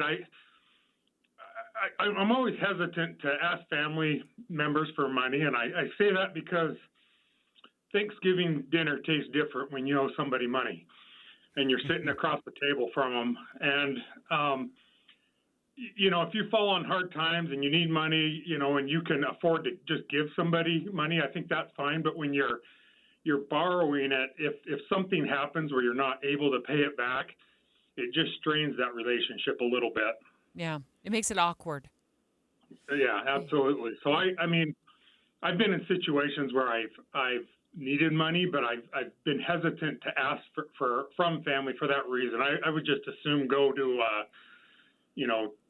over to the local credit union or bank and try and get a loan there somehow instead of asking family members. What do you think about my idea of taking a second job temporarily, Jeff? Would you do that? I would do that for sure. I mean, even doing Uber or something like that, just something to bring in a little bit of extra money. Yeah, if it relieves stress and it's temporary, I went for it, and I was really glad I did. Jeff, in Pocatello, be safe in the snow up there. I think all those are great examples of how you can not tap into the friends and family. The more I think about it, the thing I like about it is what it does for you. When you ask a family member, you ask a friend, oftentimes you can just have a frank conversation. You can say, hey, I'm going to be honest, money's a little tight right now. We're trying to figure out some things. Do you know of anything out there that is available? And then family members or friends, if they can or if they're available, perhaps they can offer it. So it doesn't have to be, hey, Debbie, I need $1,000. Do you got it? Because not everybody is in a situation where they can lend out money. You may not realize that someone you think is doing extremely well is perhaps struggling just like you are. At the root of all of this is the emergency savings, the lack of emergency savings. And we asked Bank Rates, Anna Staples, the analyst who called the show a little earlier, about, they wanted to know, like, What's the right way to start building an emergency fund? So to build an emergency fund, you first need to make room in your budget for those savings. Take a look at your spending and see if there's anything at all you can cut. And if you need to pick up some extra work to boost your savings, if you can do that, that could, of course, help as well. One last phone call. Allie in West Valley. What do you think? Well, I've loaned money to family members twice, and it hasn't gone well. Ooh. So the first time, they had trouble with a job, and they needed a mortgage, and first of all, I should say we are super frugal. And my husband got a inheritance from his dad for $9,000, and they knew, and so they just asked to borrow that outright because they had so much debt. And so we loaned it to them and then watched them take vacations and buy fabulous things and not pay us back. That was really hard to see. And like you said, it changes the relationship. So finally, after I think a year, we said, look, we need that money back. We don't ever get something like that. That was like a windfall for us, and it was just gone in like a week. And so they had to get a loan to pay us back. But we did it because this seemed so wrong. The other one was like a situation where this family member was also in a really tough time. So we loaned her money, and then a while went by, and we had to loan her some more money. We loaned her some more money, and eventually it just became obvious that she would never be able to pay us back. So Well, thank you so much, Allie. Wish we had time for the entire story, but the root of that is that it can create some tension in the family. Yeah, and you can feel that. It does. It changes a relationship, and it's hard to get around that. So thank you for the phone calls, folks. Get in zone, AutoZone. Welcome to AutoZone. What are you working on today? Thinking about gas mileage? Changing your oil with a full synthetic oil like Mobil 1 can help your engine get more miles. Right now, you can get 5 quarts with an STP extended life oil filter for only $38.99. Get started on your next job today with the parts you need when you need them at AutoZone or AutoZone.com. Get in zone, AutoZone. Restrictions apply. Tired of hearing scary radio ads about the IRS? Tax Relief Advocates is different. TRA is here to tell you that if you owe money to the IRS, whether it's $5,000 or $500,000, we have a solution. TRA can eliminate or reduce what you owe to the IRS with zero risk to you. We have over 1,000 5-star reviews on Google and an A+ with a BBB. End your tax nightmare today by visiting TRA.com or call 800-583-6681. That's 800-583-6681. Hi, Susan. We haven't seen or heard from you. Cold. We would like to locate Joyce. The mysteries that made podcast history Cherie Warren disappeared. are now together for free at kslpodcasts.com. I'm Dave Cawley, the host of Cold. Join me for Season 1, The Susan Powell Case Files. Season 2, Justice for Joyce. And Season 3, The Search for Cherie. Listen anytime for free at kslpodcasts.com or wherever you get your podcasts. In 2024, dating is a disaster. We've been ghosted, breadcrumbed, stuck in situationships. Hi, I'm Debbie. I'm Caitlin. Welcome to our new podcast, Dating at Her Age. Dating has been so dicey for us, so we asked KSL, can we launch an all-new podcast about it? People use these dating apps. You're not really dating when you're on the dating app. Dating at Her Age, brought to you by Mountain Home Services. A new episode drops every Thursday on KSLNewsRadio.com. My daughter, she's 2. My wife, Meriden, we did it together because we want to be around a long time for her. Every single day, people are losing weight and keeping it off with Soda Weight Loss, improving their health, their quality of life. I would recommend this program to anybody. Anybody can do it. For the month of January, Soda Weight Loss is offering a new client partner program. Join with a partner, a friend, someone you love for the cost of one. Tried everything from fasting to every diet. Kept hearing about Soda Weight Loss. So what they did was give me a plan to lose the weight. It came with a nutritionist, came without drugs or pills or shots or side effects. What are you waiting for?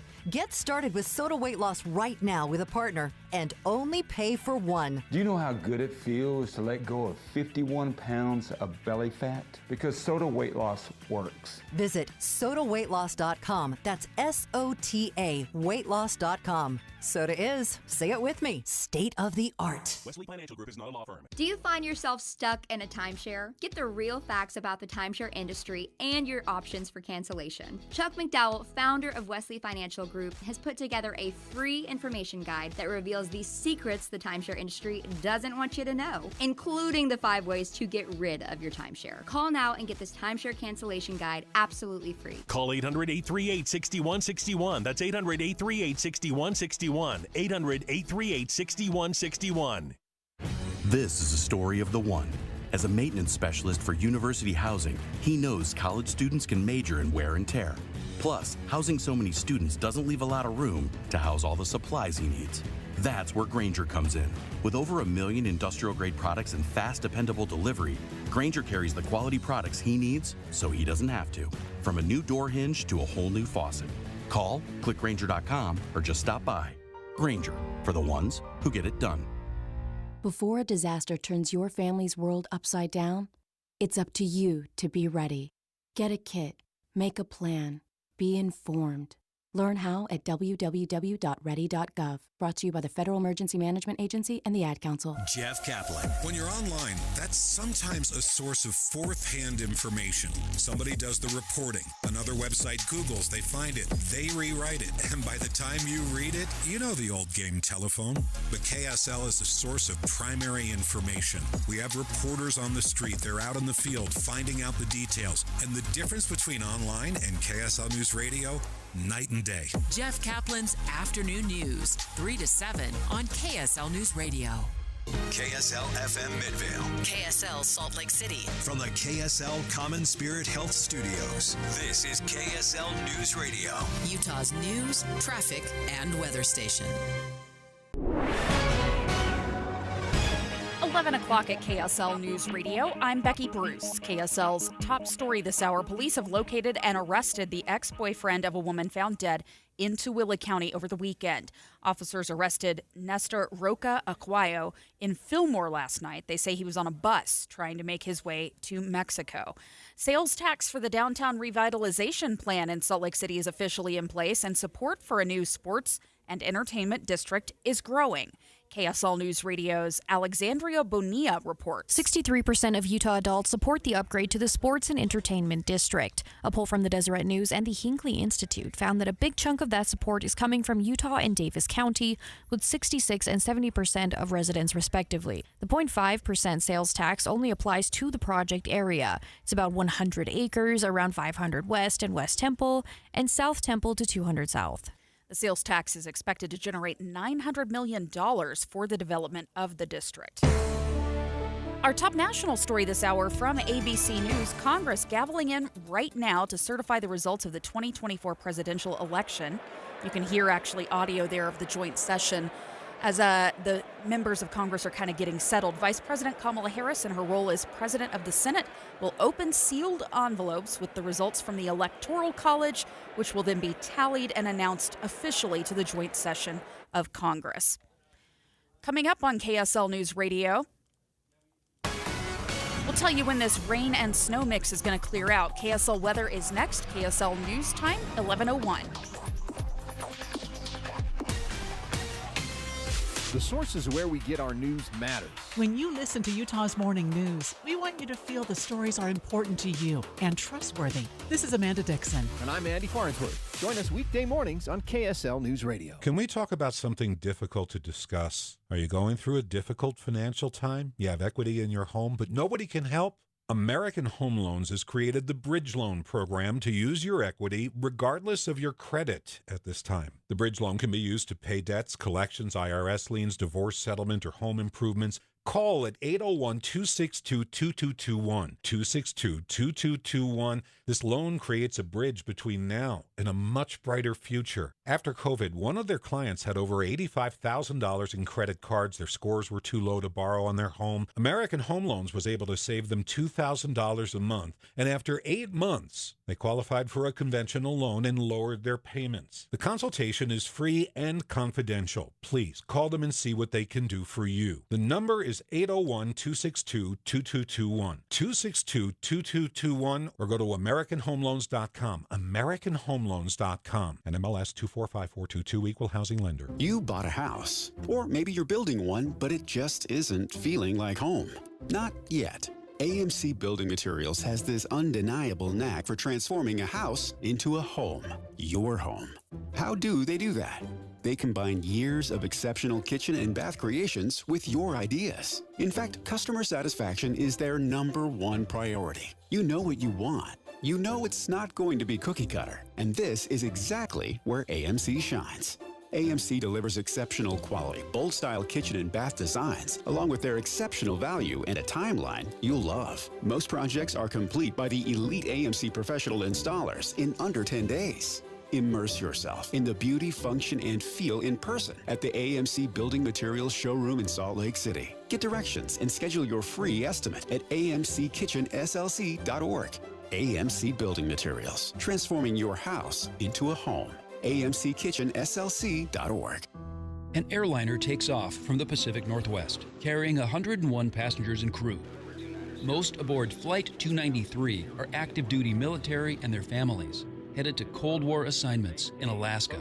Surveillance of the Soviet military buildup. But somewhere over the ocean, with no distress call, the airliner plunges into the icy water below. Even if all 4 engines quit, that aircraft would fly. There were no survivors and no bodies were ever recovered. For decades, loved ones were left to wonder what happened to Flight 293 and why hasn't there been any follow-up. The government turned its back. Passengers and crew of Flight 293 were forgotten by everyone, except their families. Unless we pursue it, we will never be issued a true explanation. Unsolved Histories, What Happened to Flight 293 is available now. Follow us at unsolvedhistoriespod.com or wherever you get your podcasts. Traffic and weather together, brought to you by My Style Checking from Mountain America Credit Union. Here's Heather Kelly. We do have a crash reported right on the border of West Point and Clinton. So if you're on 2000 West heading northbound, right around 1300 North, you're going to see a little bit of delay. It's also in a road construction zone, and the roads are wet. So all of that is slowing everybody down in that area. Otherwise, you've got a pretty good drive on I-15, the east and west side belt routes, 201 freeway. The only thing you have to contend with is some weather. At the Utah Auto Expo, we have a vehicle for almost everything, and we certainly have a vehicle for your thing. Mountain America Expo Center, the 17th through the 20th. AutoExpoUtah.com for tickets. Heather Kelly in the KSL Traffic Center. Rain and snow should taper off by this evening. Will be mostly cloudy with a low of 26. Tomorrow breezy with a high of 39. Right now, 37 degrees. I'm Becky Bruce from the KSL's Common Spirit Health Studios. Listen online at KSLNewsRadio.com. We're Utah's news, traffic, and weather station. Developing story, a special half hour of coverage on the certification of the November 2024 election. Congress any moment now expected to begin certifying the count, the electoral votes. Watching now as we get a live feed from Washington, D.C. in the House chambers, you can see Vice President-elect J.D. Vance talking and smiling to members of Congress, and also current Vice President Kamala Harris standing next to re-elected House Speaker Mike Johnson as they get prepared in House chambers to certify the election.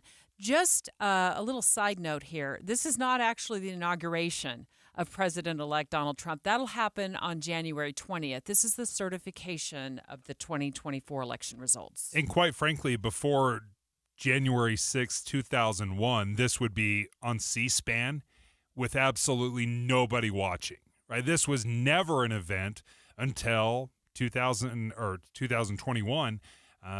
Now it's infamous.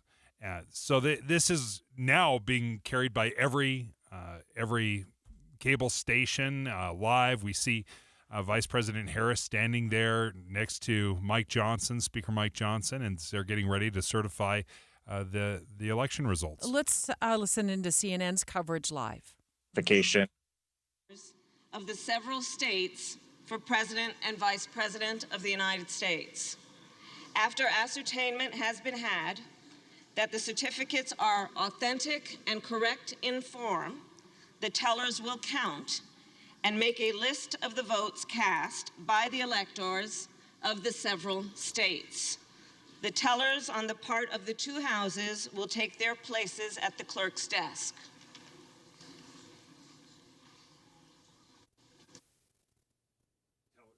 The tellers are walking up to the front right now as they're getting ready to hear and listen, and each state Vice President Harris has just directed the tellers to take their places at the desk in front of the CNN's Anderson Cooper. I want to play about a 1 minute long clip. Vice President Kamala Harris releasing a video about certifying the results and her role in it today. This is from MSNBC. The peaceful transfer of power is one of the most fundamental principles of American democracy.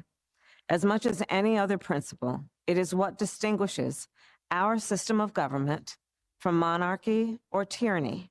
Today at the United States Capitol, I will perform my constitutional duty as Vice President of the United States to certify the results of the 2024 election. This duty is a sacred obligation, one I will uphold, guided by love of country, loyalty to our Constitution, and my unwavering faith in the American people. As we have seen, and with our that, democracy no Democrats can be expected to object to the results today at all, so this should be really seamless. Should we go live now to News Nation's coverage? And in a minute, we're going to be joined live from News Nation's Washington correspondent, Joe Khalil, who is at the Capitol in Washington, D.C. But let's dip into News Nation's coverage right now. Mar-a-Lago, the Winter White House, as he calls it, and was already trying to engage with Trudeau on his threat to impose new tariffs on Canadian goods entering into the United States. Now, Trudeau... So News Nation has stepped away just for a moment. You can still see the images, though, the video feed there out of the House, talking about the announcement earlier today by Prime Minister of Canada, Justin Trudeau, that he intends to step down from his position once a new leader is picked, which could happen over the next several weeks. And it is a little awkward to have Vice President Harris, the one that ran against and lost to Trump, have to certify the election results. But it's not the only time that this has happened. You'll remember Mike Pence, the outgoing president and vice president. They were leaving, Donald Trump and Mike Pence. He had to do the exact same thing, where he certified the votes for Joe Biden and Kamala Harris. And then it happened back when Vice President Gore oversaw the certification of President George W. Bush. Here's Senator Amy Klobuchar now, from Minnesota, of course, speaking. Let's listen in. Madam President, the certificate of the electoral vote of the state of Arkansas seems to be regular in form and authentic, and it appears therefrom that Donald J. Trump of the state of Florida received 6 votes for president, and J.D. Vance of the state of Ohio received 6 votes for vice president.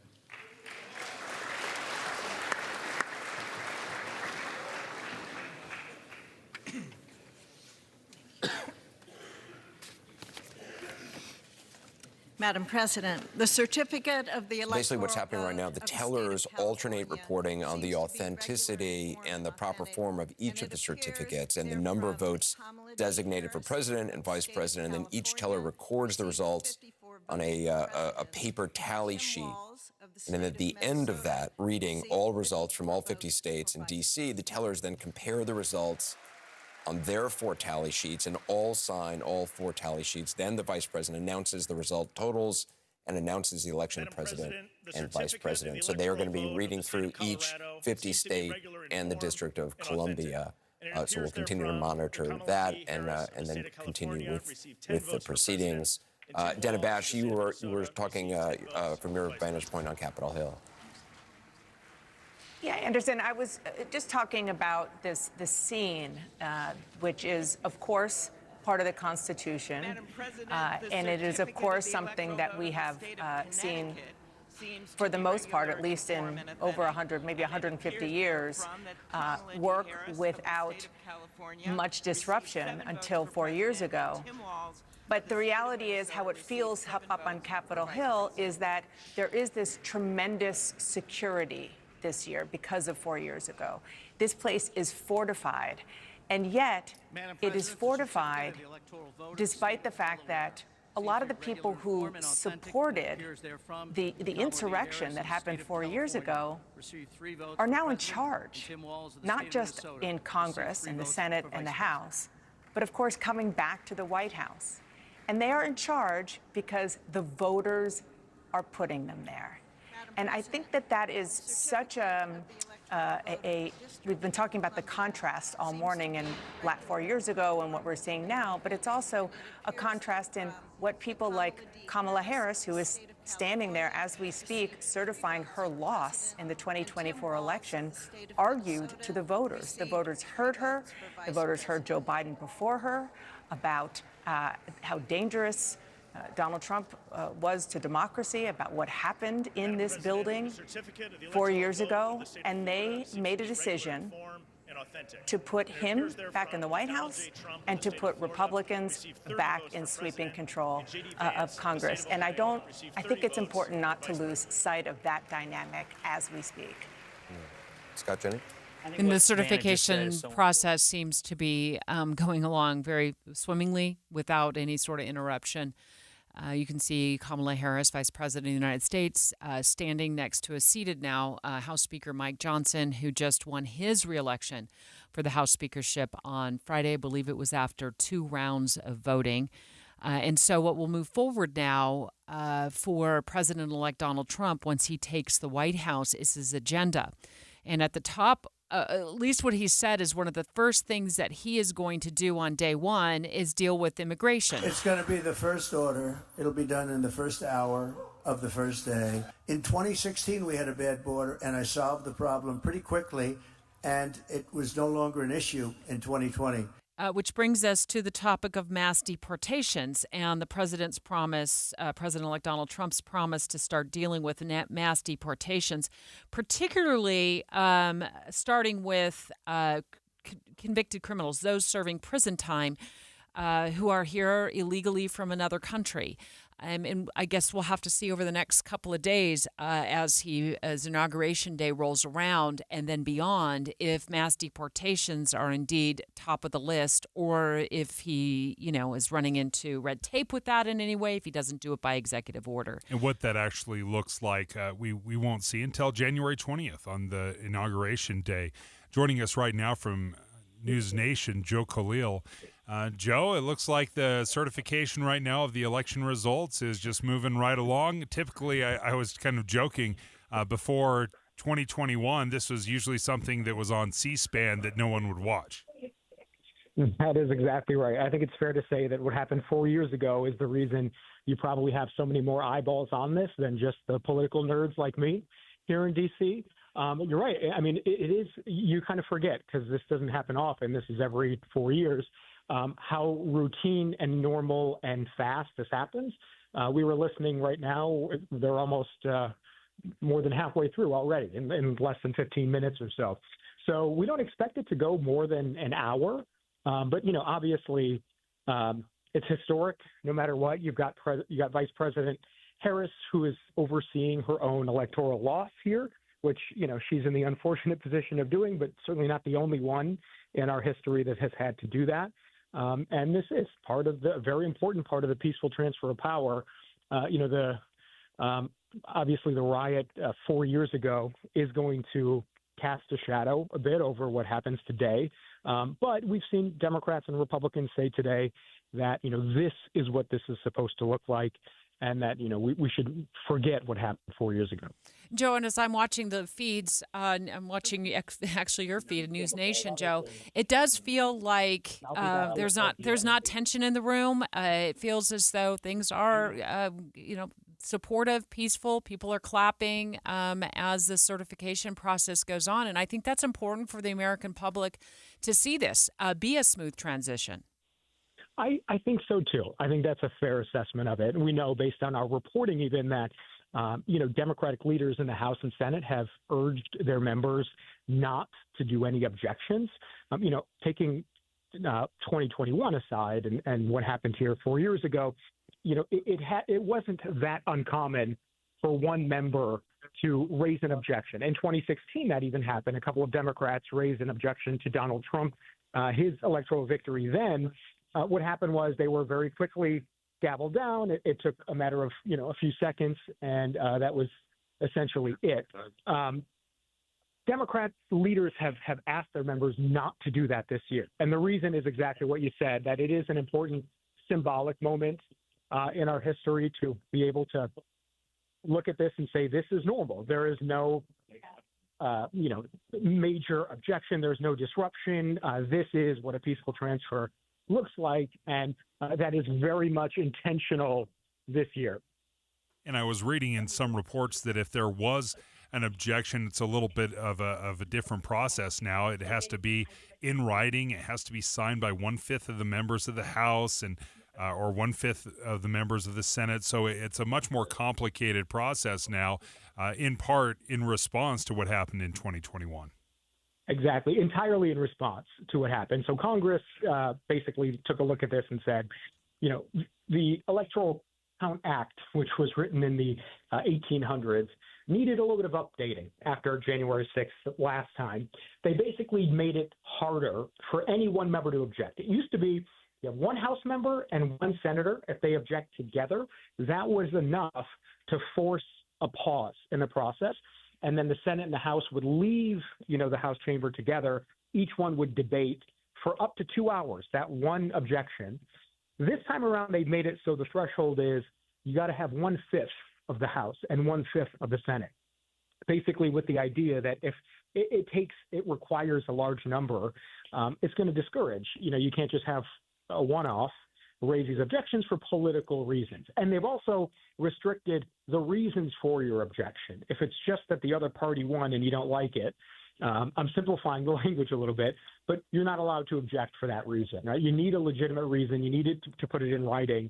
And, they did that explicitly, so we try to avoid what happened in the chamber the last time around, where you had several Republican senators objecting, at the behest of Donald Trump, who was, putting forward these claims that the election had been stolen without any evidence for that.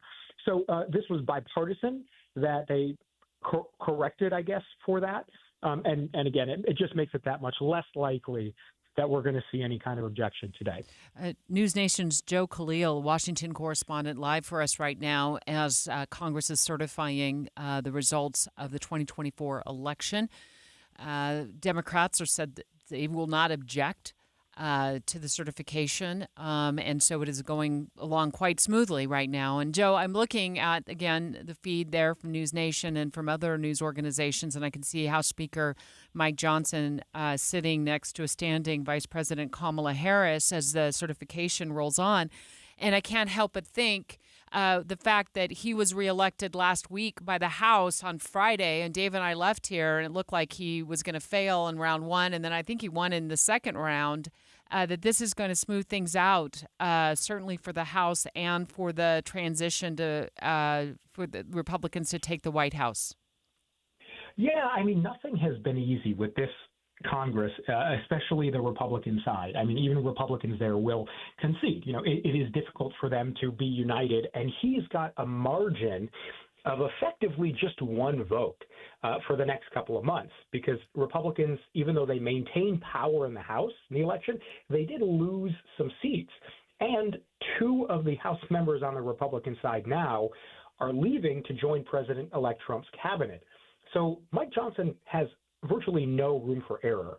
And, it was not that hard. 99% of the conference supported him, but you had a couple of objectors last time that delayed him becoming speaker. They had some demands that they wanted to make of Mike Johnson, and, ultimately Republicans were able to resolve it.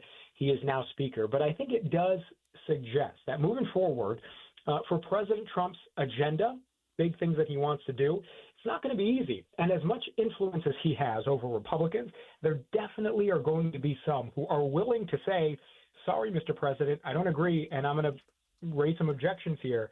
It's not going to be easy to get them united. And Democrats have basically indicated, unless there is bipartisan legislation that Democrats also like, they're not going to try to bail Republicans out on some key votes. So Mike Johnson, congratulations. You got the gavel now. This is where the real work for him starts. It's going to start pretty quickly, and it's going to be a challenge and a fight every single time they try to get something big passed. Joe, thank you so much for joining us. Joe Khalil from News Nation. We were talking earlier before Joe joined us in this conversation about President-elect Donald Trump's agenda, mass deportations at the top of that list, as he's going to start dealing with the immigration issue on day one. We were joined earlier in the show by KSL's Inside Sources host, Taylor Morgan, to give us his thoughts on the push for these mass deportations. I expect the Utah legislature today will get specific about how they plan to deal with quote-unquote mass deportation. I do believe that the only way to make progress on this, or to move the ball forward, so to speak, with border security, if we're going to be talking about deportations, is to focus on the much smaller pool of criminals, of registered sex offenders and violent criminals that are currently incarcerated throughout the country. We know, for example, that in Utah alone, there are over 200 illegal immigrants currently in the Utah State Prison who are there because they have been convicted of violent crimes or sexual assault. And of course, we'll get more details on that news conference the Utah on Capitol Hill, Republicans talking about what their plans are on Capitol Hill in this upcoming general session of the Utah State Legislature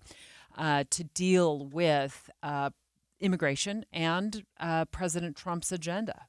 But if you're really focusing on the criminals and the violent criminals, or the criminals that have created or committed, something more serious or felonies, that's not mass deportations. That's not a huge number of the migrants right now. You're talking about millions of migrants that have come over to the nation illegally. So if they're talking about mass deportations, it's going to have to be much broader than just the criminals. And we have yet to see how that's going to play out. What will that immigration plan be holistically if it just deals with mass deportations? In addition, how do they deal with the influx of people crossing the border? How they deal with the red tape in our immigration system? This will all certainly be spelled out, hopefully, in the next couple of weeks, so we all have a better idea of what he means, what the president means when he takes the oath off. Again, Inauguration Day is January 20th. Today is simply, and I say simply, it got a little complicated, obviously very complicated 4 years ago. Today is the certification of the 2024, November 24 election results. Straight ahead, let's go to New York City because they started a new congestion pricing model today. Yeah. You're going to pay if you want to drive into one part of New York City. Could this happen here? Has it already happened here? We'll go in depth next. Dave and Dujanovic. Here's a trick to podcasting at work and getting all the Utah news you love. Download the KSL News Radio app. The podcast for Utah's morning news and Dave and Debbie are right there. Dozens of podcasts a day. That's the app for KSL News Radio. One of the things you may be thinking of or considering now that the new year has begun is maybe a new you, a new year, new you. How about Salt Lake City Fat Loss? That is a program I joined to lose some weight in February of last year. So I didn't quite jump on the January bandwagon, but shortly after I thought, you know what, it's time to take some weight loss seriously. So I joined Salt Lake City Fat Loss, and I lost 57 pounds in just 60 days with their program, and I did it without injections, and I did it without surgery. Those were two of the big things that I wanted to accomplish by joining this program, is I didn't want to do surgery or injections. So the program helped me lose an incredible amount of weight. They have the secret to losing up to a pound of fat per day on the Salt Lake City Fat Loss program. So go ahead and reach out to them. Get a free consultation by going to their website, slcfatloss.com. That's slcfatloss.com. Attention home buyers. Want to save hundreds on your mortgage payment or buy a bigger, nicer home? Visit SaveRight.com. This is Rod with the SaveRight team at Realty Path. SaveRight, our name says it all. SaveRight real estate clients often save $300 to $600 a month on their mortgage. Life of loan savings can be over $300,000. SaveRight clients qualify for and buy bigger, nicer homes. Interest rates are around 7%. SaveRight clients can get fixed rates in the 5s. Our affiliate lender makes it all possible. You can even start with a rate in the twos. If you're buying or selling a home in Utah, save a ton of money. Hire the Save Right team of realtors. Visit SaveRight.com for more information. Where can you kick off the new year with big savings on gig speed? Only with Xfinity. Now through January 16th, get gig internet at home for $25 a month for 1 year when you add an unlimited mobile line, which connects you with gig speed Wi-Fi on the road. Act fast today and save more than $650 over AT&T and Verizon in your first year. Plus, hurry and take advantage because right now you can also get a free 5G phone with trade-in. So save big and stay connected to what you love with fast gig speed internet and mobile from home to hotspots. This new year, it's all about gig speeds and big savings. Don't wait and get gig speed internet, spend less green, and switch to Xfinity. Go to xfinity.com/gig savings to learn more. Requires paperless billing and auto pay with stored bank account restrictions apply. Equipment taxes and fees extra. $40 internet discount applied to mobile bill after promo. Regular rates apply. Actual speeds vary. Savings compared to Verizon Fiber Gig Plus 1 Unlimited Welcome Line and AT&T Fiber Gig Plus 1 Unlimited Starter Line. Xfinity internet required reduced speeds after 30 gigabytes of usage per line. Data thresholds and actual speeds vary. Bombas makes the most comfortable socks, underwear, and T-shirts. Warning, Bombas are so absurdly comfortable you may throw out all your other clothes. Sorry, do we legally have to say that? No, this is just how I talk, and I really love my Bombas. They do feel that good. And they do good, too. One item purchased equals one item donated. To feel good and do good, go to bombas.com/radio and use code radio for 20% off your first purchase. That's BOMBAS.com/radio and use code radio at checkout. Okay, I have to tell you, I was just looking on eBay where I go for all kinds of things I love, and there it was. That hologram trading card. One of the rarest, the last one I needed for my set. Shiny like the designer handbag of my dreams. One of a kind. eBay had it, and now everyone's asking, ooh, where'd you get your windshield wipers? eBay has all the parts that fit my car. No more annoying, just beautiful. Whatever you love, find it on eBay. eBay. Things people love. 11:30 at KSL News Radio. I'm Becky Bruce. KSL's top local story this hour. Police have located and arrested the ex-boyfriend of a woman found dead in Tooele County over the weekend. Officers arrested Nestor Roca Aguayo in Fillmore last night. They say he was on a bus trying to leave the country. Sergeant Amy Race is with the Unified Police Department. I want to extend our condolences to the family. This is a difficult time for them, and we're just grateful that we could bring this person into custody. Aguayo's ex-girlfriend Talia Benward was reported missing late last week. Investigators found her body in Tooele County yesterday morning. No official charges have been filed. Our top national story this hour from ABC News. January 6th, 2025 already looks a lot different than January 6th, 2021. A joint session of Congress gavelled in just about a half an hour ago to certify the results of the presidential election in November. Everything moving smoothly right now. They just got to the state of Washington. Only one more state to go to officially certify the results. Mufasa, Disney's Lion King prequel, took the #1 spot at the box office this weekend. With just one weekend behind us, the 2025 box office year is already up about 20% from the box office year the same time of a year ago. Your money at this moment, the Dow up 164 points, the S&P 500 up 55. Coming up, it's going to cool off later this week. KSL weather is next. KSL News Time, 11:31. Mornings are for recharging. And they're for starting your day right. We volunteer to join you in the car. Get news and weather at 102.7 FM during the most important part of your day. Andy and Amanda, each morning between 5 and 9 on KSL News Radio. Hi, friends. Dan, the Laptop Man here from PC Laptops. In celebration of over 32 years of serving humans in Utah with their computer and tech needs, we've slashed our prices. And these are the new 2025 models. Here's the deal. You can get our new 2025 S1 desktop with a blazing Ryzen 5 processor, 16 gigs of RAM, and over a terabyte of blazing fast storage on this promotion. We also have our new 2025 SM3 laptop with the Intel i5 processor, 16 gigs, and over a terabyte of storage for $999. You can take one home today for $9.99. And you also get the peace of mind of our lifetime service warranty. We also have 12 months special financing available, and they start as low as $29 a month. But hurry in because supplies are limited. Because at PC Laptops, we love you. PCLaptops.com. Take home a blazing fast 2025 model desktop or laptop for $9.99 at PCLaptops.com.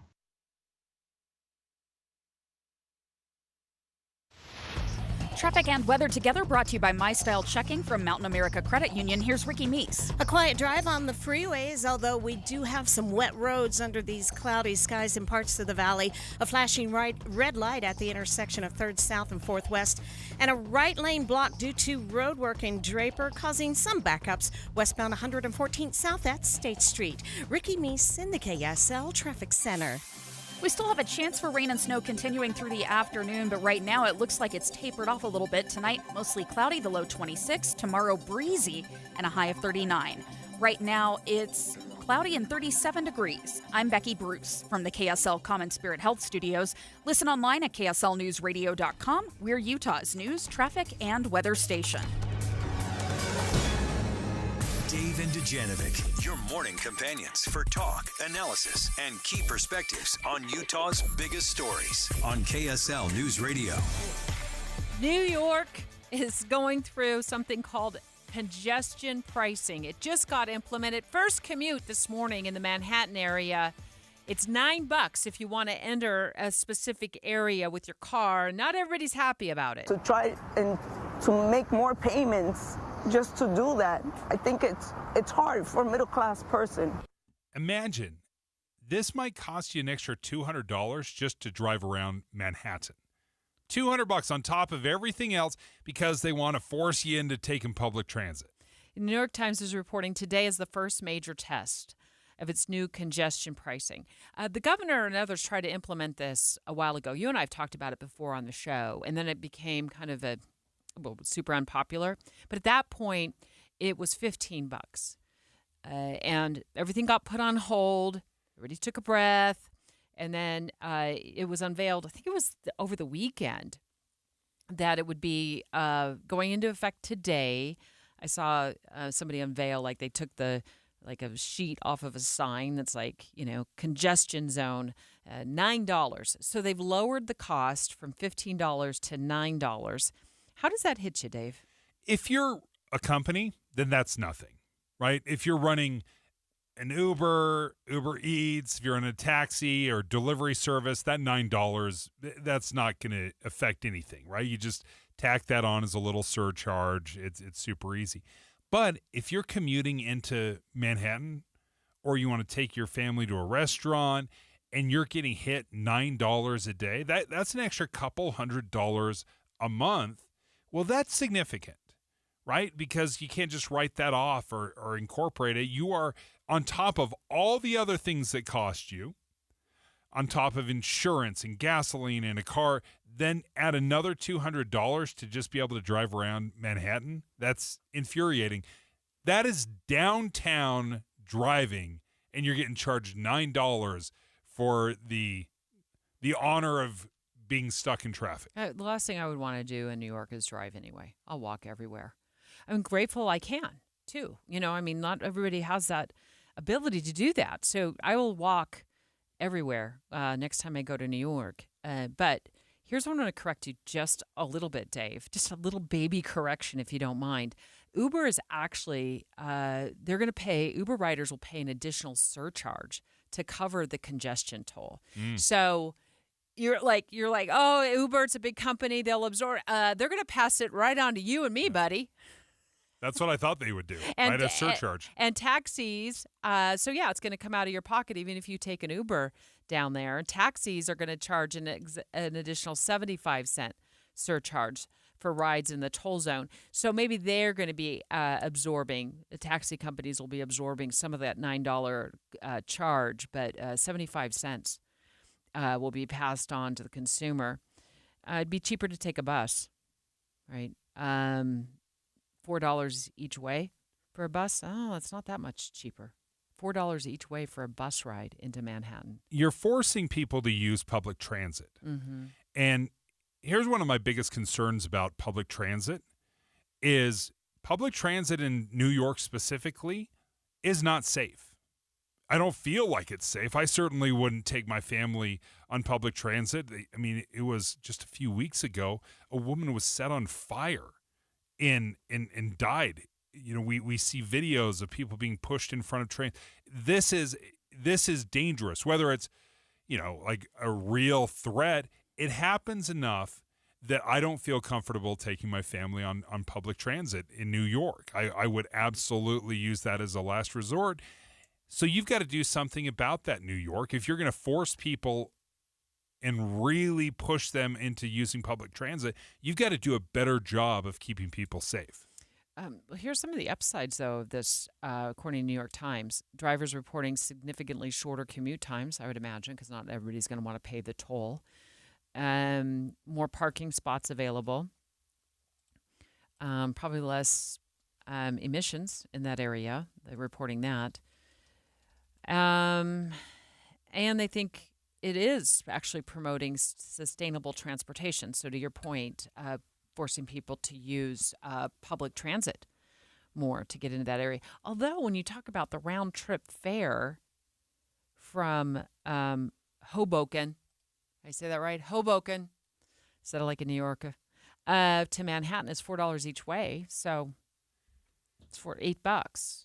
So, and the toll is $9. And if you're taking an Uber into that area, it'll be passed on to you. They said there's going to be a surcharge to cover the congestion toll. Oftentimes when we read through these stories, Dave, we're like, oh, that's so New York. It's so California. It's so Florida. It's so whatever. Name the state. It's so like them to do that. Well, we have congestion pricing here. Which might surprise a lot of people. Yeah. I thought about that this morning. As at first I was thinking, I'm planning some trips to go back to New York. I had a great time there last summer. It was a lot of fun. Caitlin and I, our producer, walked about 10 miles a day in New York, walked everywhere. Did we take public transit? Thumbs up, thumbs down. You wanted to take the subway, to which I said, we're not taking the subway. Yeah, we did Uber. Why didn't you take a subway? We didn't understand how the subway worked. And we had timelines to be places. And the tip that we got from our friend Cynthia, who basically like runs the newsroom back at News Nation. When we visited her, we were in the News Nation headquarters back in New York. She's like, look, if you miss a stop, it's going to be really difficult to get back to wherever you're going, especially if you don't know what in the world you're doing. So we just decided to walk and take Ubers. And I thought we did. We took an Uber over to Central Park. And she wanted me to go to that Taylor Swift museum. So I went to that with her as well, which was fascinating. No concerns with safety, though. No, I had no. So I'm always aware, no matter where I'm walking, even in Salt Lake City. Even when I walk out my front door, I stay aware. Walk around with one earbud in my ear, not two. Same thing in New York. No, I did not have any concerns with safety, no more so than I've had anywhere else I've traveled in this United States of America. But we have congestion pricing here. It's in the toll lanes. It's in the HOV lanes. And I was reminded on my drive in this morning, because I looked up at about whatever time it was this morning on I-15 northbound, heading to the 6 North off-ramp, 6 South, whatever. I just pick an off-ramp and I take it. And it said, I think the toll this morning was 60 cents. So what is that all about, right? I mean, because you can use the HOV lane on I-15 if you've got more than one person in your car, but you're not allowed to legally use it if you just have yourself.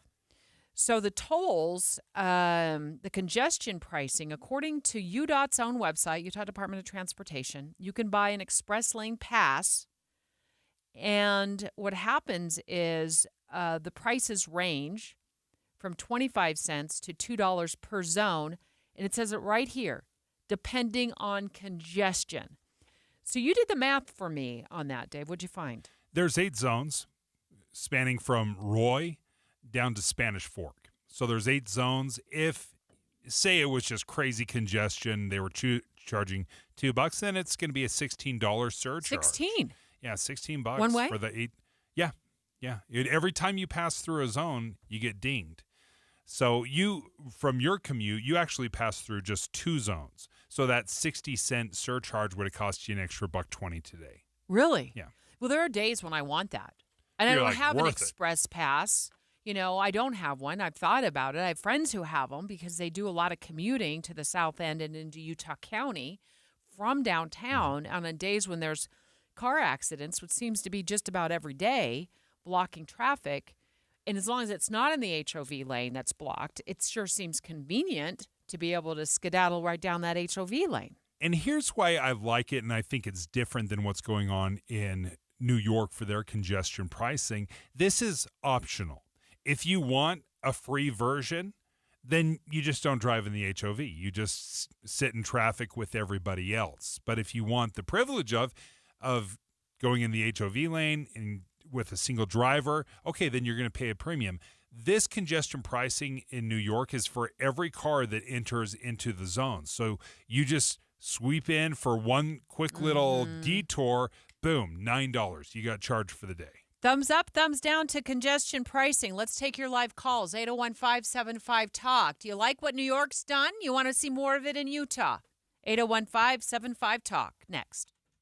Dave and Dujanovic. A lot of us are filling our workdays with podcasts. When you're working, go to KSLNewsRadio.com. Click on Dave and Debbie's podcast and pick a topic and story length. Podcast with Dave and Debbie. Then get to work with KSL News Radio.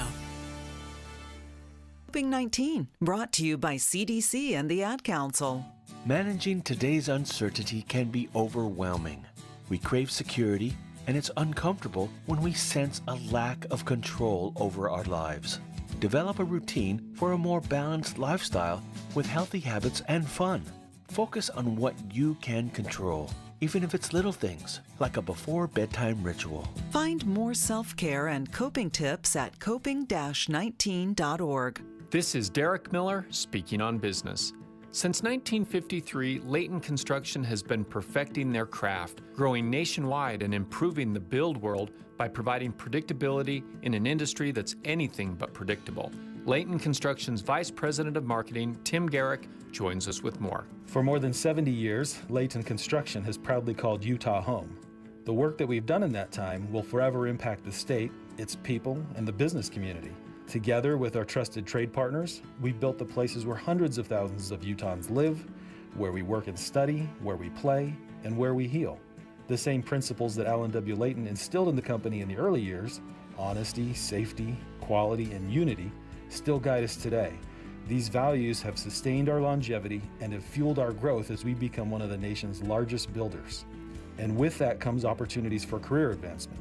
So we encourage and offer our employees training to develop their skills so they can grow with the company. In fact, that's one of the primary reasons Utah Business Magazine recognized Layton Construction among the state's best companies to work for in 2024. To learn more, visit laytonconstruction.com. No matter the location, Layton Construction thrives where precision meets pressure.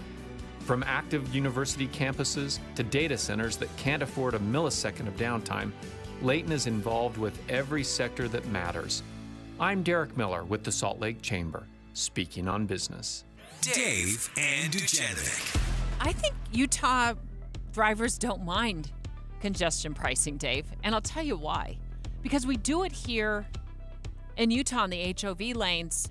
You can buy an express pass if you don't have, more than yourself in the car, and you can use the HOV lane, but there's a toll. And we're talking about congestion pricing right now because New York just implemented a $9 congestion pricing price tag for cars that enter the Manhattan area. And it's $9 every time you go in there. They backed off the $15 per use fee in New York and said, we'll settle on $9. But we have this congestion pricing here that we've been talking about, and we asked for phone calls, 801-575-TALK. Do you mind it? Apparently, I don't think you do because, first of all, the phone lines aren't lighting up. And second of all, I haven't heard a lot of complaints about our congestion pricing in our HOV lanes here in Utah over the years. There's a couple things that I think are very good about the way we do congestion pricing. Number one is it's optional. There's a free version. But if you're in a hurry and you're like, you know what, I don't care what it costs me, I'm going to pay the extra couple of bucks, then you want to have that. I was asking myself, I was thinking, why don't I have the little chip that reads it? Why don't I have that just on the off chance? Because when you're in a hurry, $3 or $4, that doesn't mean anything. You'll spend it all the time. 99% of the time you won't. But should I? Well, there is actually an initial cost to get an express pass here in Utah. It costs $10. But then there's a monthly administrative fee. It's about $250 a month. And then you just basically load up some money onto your account, and then it just automatically takes it out. It deducts it. And you said from what point to what point? If I used an express pass from Roy up north in Davis County to Spanish Fork. There's 8 zones. The congestion or the pricing would cost on average how much for me to use the express lane? At most, it could cost you $16. Okay. But at the cheapest, it'll be $2. Oh. Hi, Logan. You live in American Fork. Do you like this congestion pricing model? I don't have an express pass, but allegedly I may have tried out the free trial on times when I'm commuting from West Valley back home. Nice. And honestly, there's some days where I don't see much of a difference between the carpool lane and the other lanes, especially if there's an accident. Most of the time, if you get right behind the accident, you might get lucky and get by it. But specifically to Utah County, there is a lot of congestion during rush hour. If I don't leave work at like 3:30, if I leave work at 3:30, it takes me about 45 minutes to get home. If I'm out of there 10 minutes later, it adds 30 minutes. I know. The math never maths. I tell our team that every time I'm late for work. It's like apparently if I'm 5 minutes later leaving the home, it makes me 15 minutes later arriving at work. I can't figure out that math. Thanks for your phone call. In Manhattan, they're charging you $9. Just a flat fee. If you go into this zone, it's going to cost you $9 extra. Now, the promise is that they're going to take that money and they're going to reinvest it into a better experience on public transit. So they're supposed to expand bus times and subway times. That's the fingers crossed. But New York is one of the most expensive places to run public transit. And in fact, they just built, I think, a couple miles at about $1 billion a mile. Hi, Ty. Hi. Hey, what do you think about congestion pricing or, a fee to a toll? Well, I think it's actually a good idea. They've shown that the way to reduce traffic is not build capacity, but to deter people with charging it. And they've done it, in multiple cities around the world. They've added, they've taken very congested places, added more lanes to it, like the 405. And the traffic just got worse because people now had an incentive. They thought now they can handle more and more people started driving it. And they found that a lot of people would avoid traffic, try to avoid it. And now when you charge people, it gets people to avoid freeways and congestion. I think that's the only solution they have now to get people to, change a different time. Yeah. Yeah. Thanks, Ty. Thanks for your phone call. Yeah, I do think the more we expand, the more cars we found on the road. There's no doubt. Of course, we've also had, at least in Utah, a huge influx in population as well. But I have noticed more and more like accidents delaying, and to get home and get to work. And last year, I really leaned into taking tracks to work. And then on one unfortunate snowy January morning, we got let off in the parking lot at 21st South. I believe there's a Best Buy there, and they're like, sorry. Good luck. And that's when our producer, also known as Wonder Woman, Caitlin, swooped in from up north, came down and got me at 21st South right there off the 3rd West and brought me into work. And that was kind of like my deal breaker after that. And it soured you on the experience, oh, yeah, right? Right, because I had nowhere to go, right? And I still have to be at work. You can't be just the Dave show, It would be less good If it was just a Dave show, I'd probably plow my way through it. You, but you know what I mean. It was yeah, you're right. It soured me. So it's $9. That's what it's going to be in Manhattan. And as Ty had just mentioned, as he was calling in, other places have tried this. It's not very common, but London has congestion pricing. It's about 15 pounds. That's, I don't know, what, $16, $17 here in America. Mm-hmm. So that's a significant cost if you're driving around in London. And what we saw this from ABC News has done some reporting on this. Initially, it did reduce congestion in London. And then in just a short amount of time, in less than a year or two, it just went back to normal traffic. So they were hoping that the congestion would be reduced, and then what they saw is it returned, and what people were doing is just biting the bullet and paying the $15 to drive in, and it didn't really change anything other than just add a significant tax to drivers. Here's a text from 57500 on our text line. This listener says, I have an EV HOV pass, and it's awesome, but sometimes the HOV lane is slower than it should be. And that's one of the tricky things about it, right, is if you're going to pay for it, you want there to be a very clear return on investment. And if too many people use it, then do you ever feel like this when you're in the HOV lane? Like, when can I get out of this thing? Yes. Like, what's the white line? You know what I mean? Like, and I know that I think it's unsafe, actually.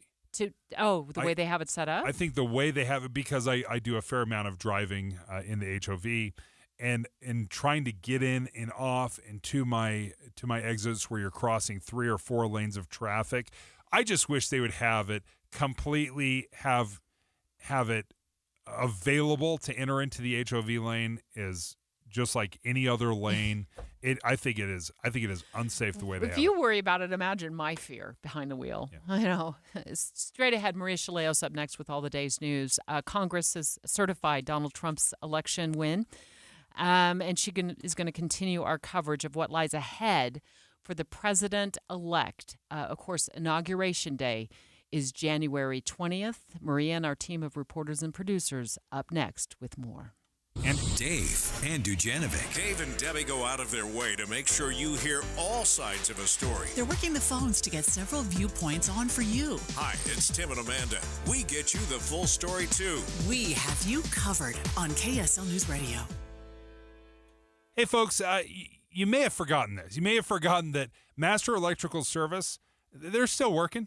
I mean, they're still here for you. They're bringing that expertise that they've had since 1954. That's right. Just with a little twist. Yeah, they've joined forces with Mountain Home Services, which is great because they can do so much more. Their menu now includes things like your HVAC, heating and air, your plumbing, on top of like all of your electrical needs, like your EV chargers, your generators, the recessed lighting you need in your home. Yeah, 2 great companies, Master Electrical Service and Mountain Air, now have, as you said, Deb, combined forces. It's Mountain Home Services that you have to remember because they're bringing all of this expertise from so many different angles. It is one-stop shopping with them. And it comes with that upfront pricing guarantee that Master Electrical has been known for so long. No hidden fees. 100% satisfaction guaranteed. Make sure you check out Mountain Home Services. Their website is mountainhomeutah.com. That's mountainhomeutah.com. Or you can always call them at 801-543-2222. Again, 801-543-2222. Did you know 96% of Americans lose an average of $111,000 in Social Security income? And it's because they claim their benefits at the wrong time. Don't lose $111,000 in Social Security income that's rightfully yours. Learn how you could wring every nickel out of your benefits on Retirement Solutions Radio this Saturday afternoon at 3 o'clock, right here on KSL, News Radio 102.7. Get in zone, AutoZone. Welcome to AutoZone. What are you working on today? Thinking about gas mileage? Changing your oil with a full synthetic oil like Mobil 1 can help your engine get more miles.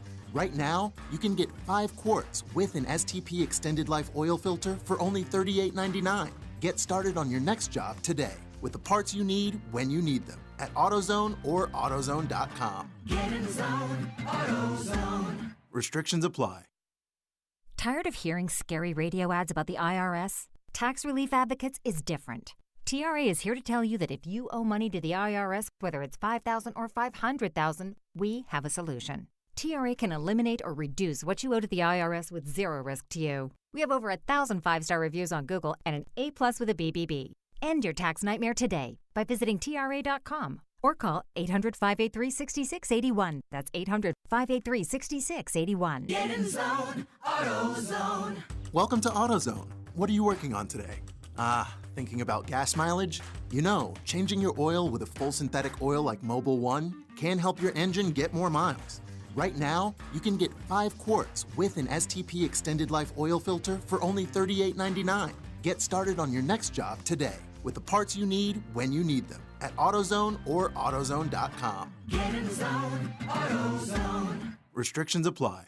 Wesley Financial Group is not a law firm. Do you find yourself stuck in a timeshare? Get the real facts about the timeshare industry and your options for cancellation. Chuck McDowell, founder of Wesley Financial Group, has put together a free information guide that reveals the secrets the timeshare industry doesn't want you to know, including the 5 ways to get rid of your timeshare. Call now and get this timeshare cancellation guide absolutely free. Call 800-838-6161. That's 800-838-6161. 800-838-6161.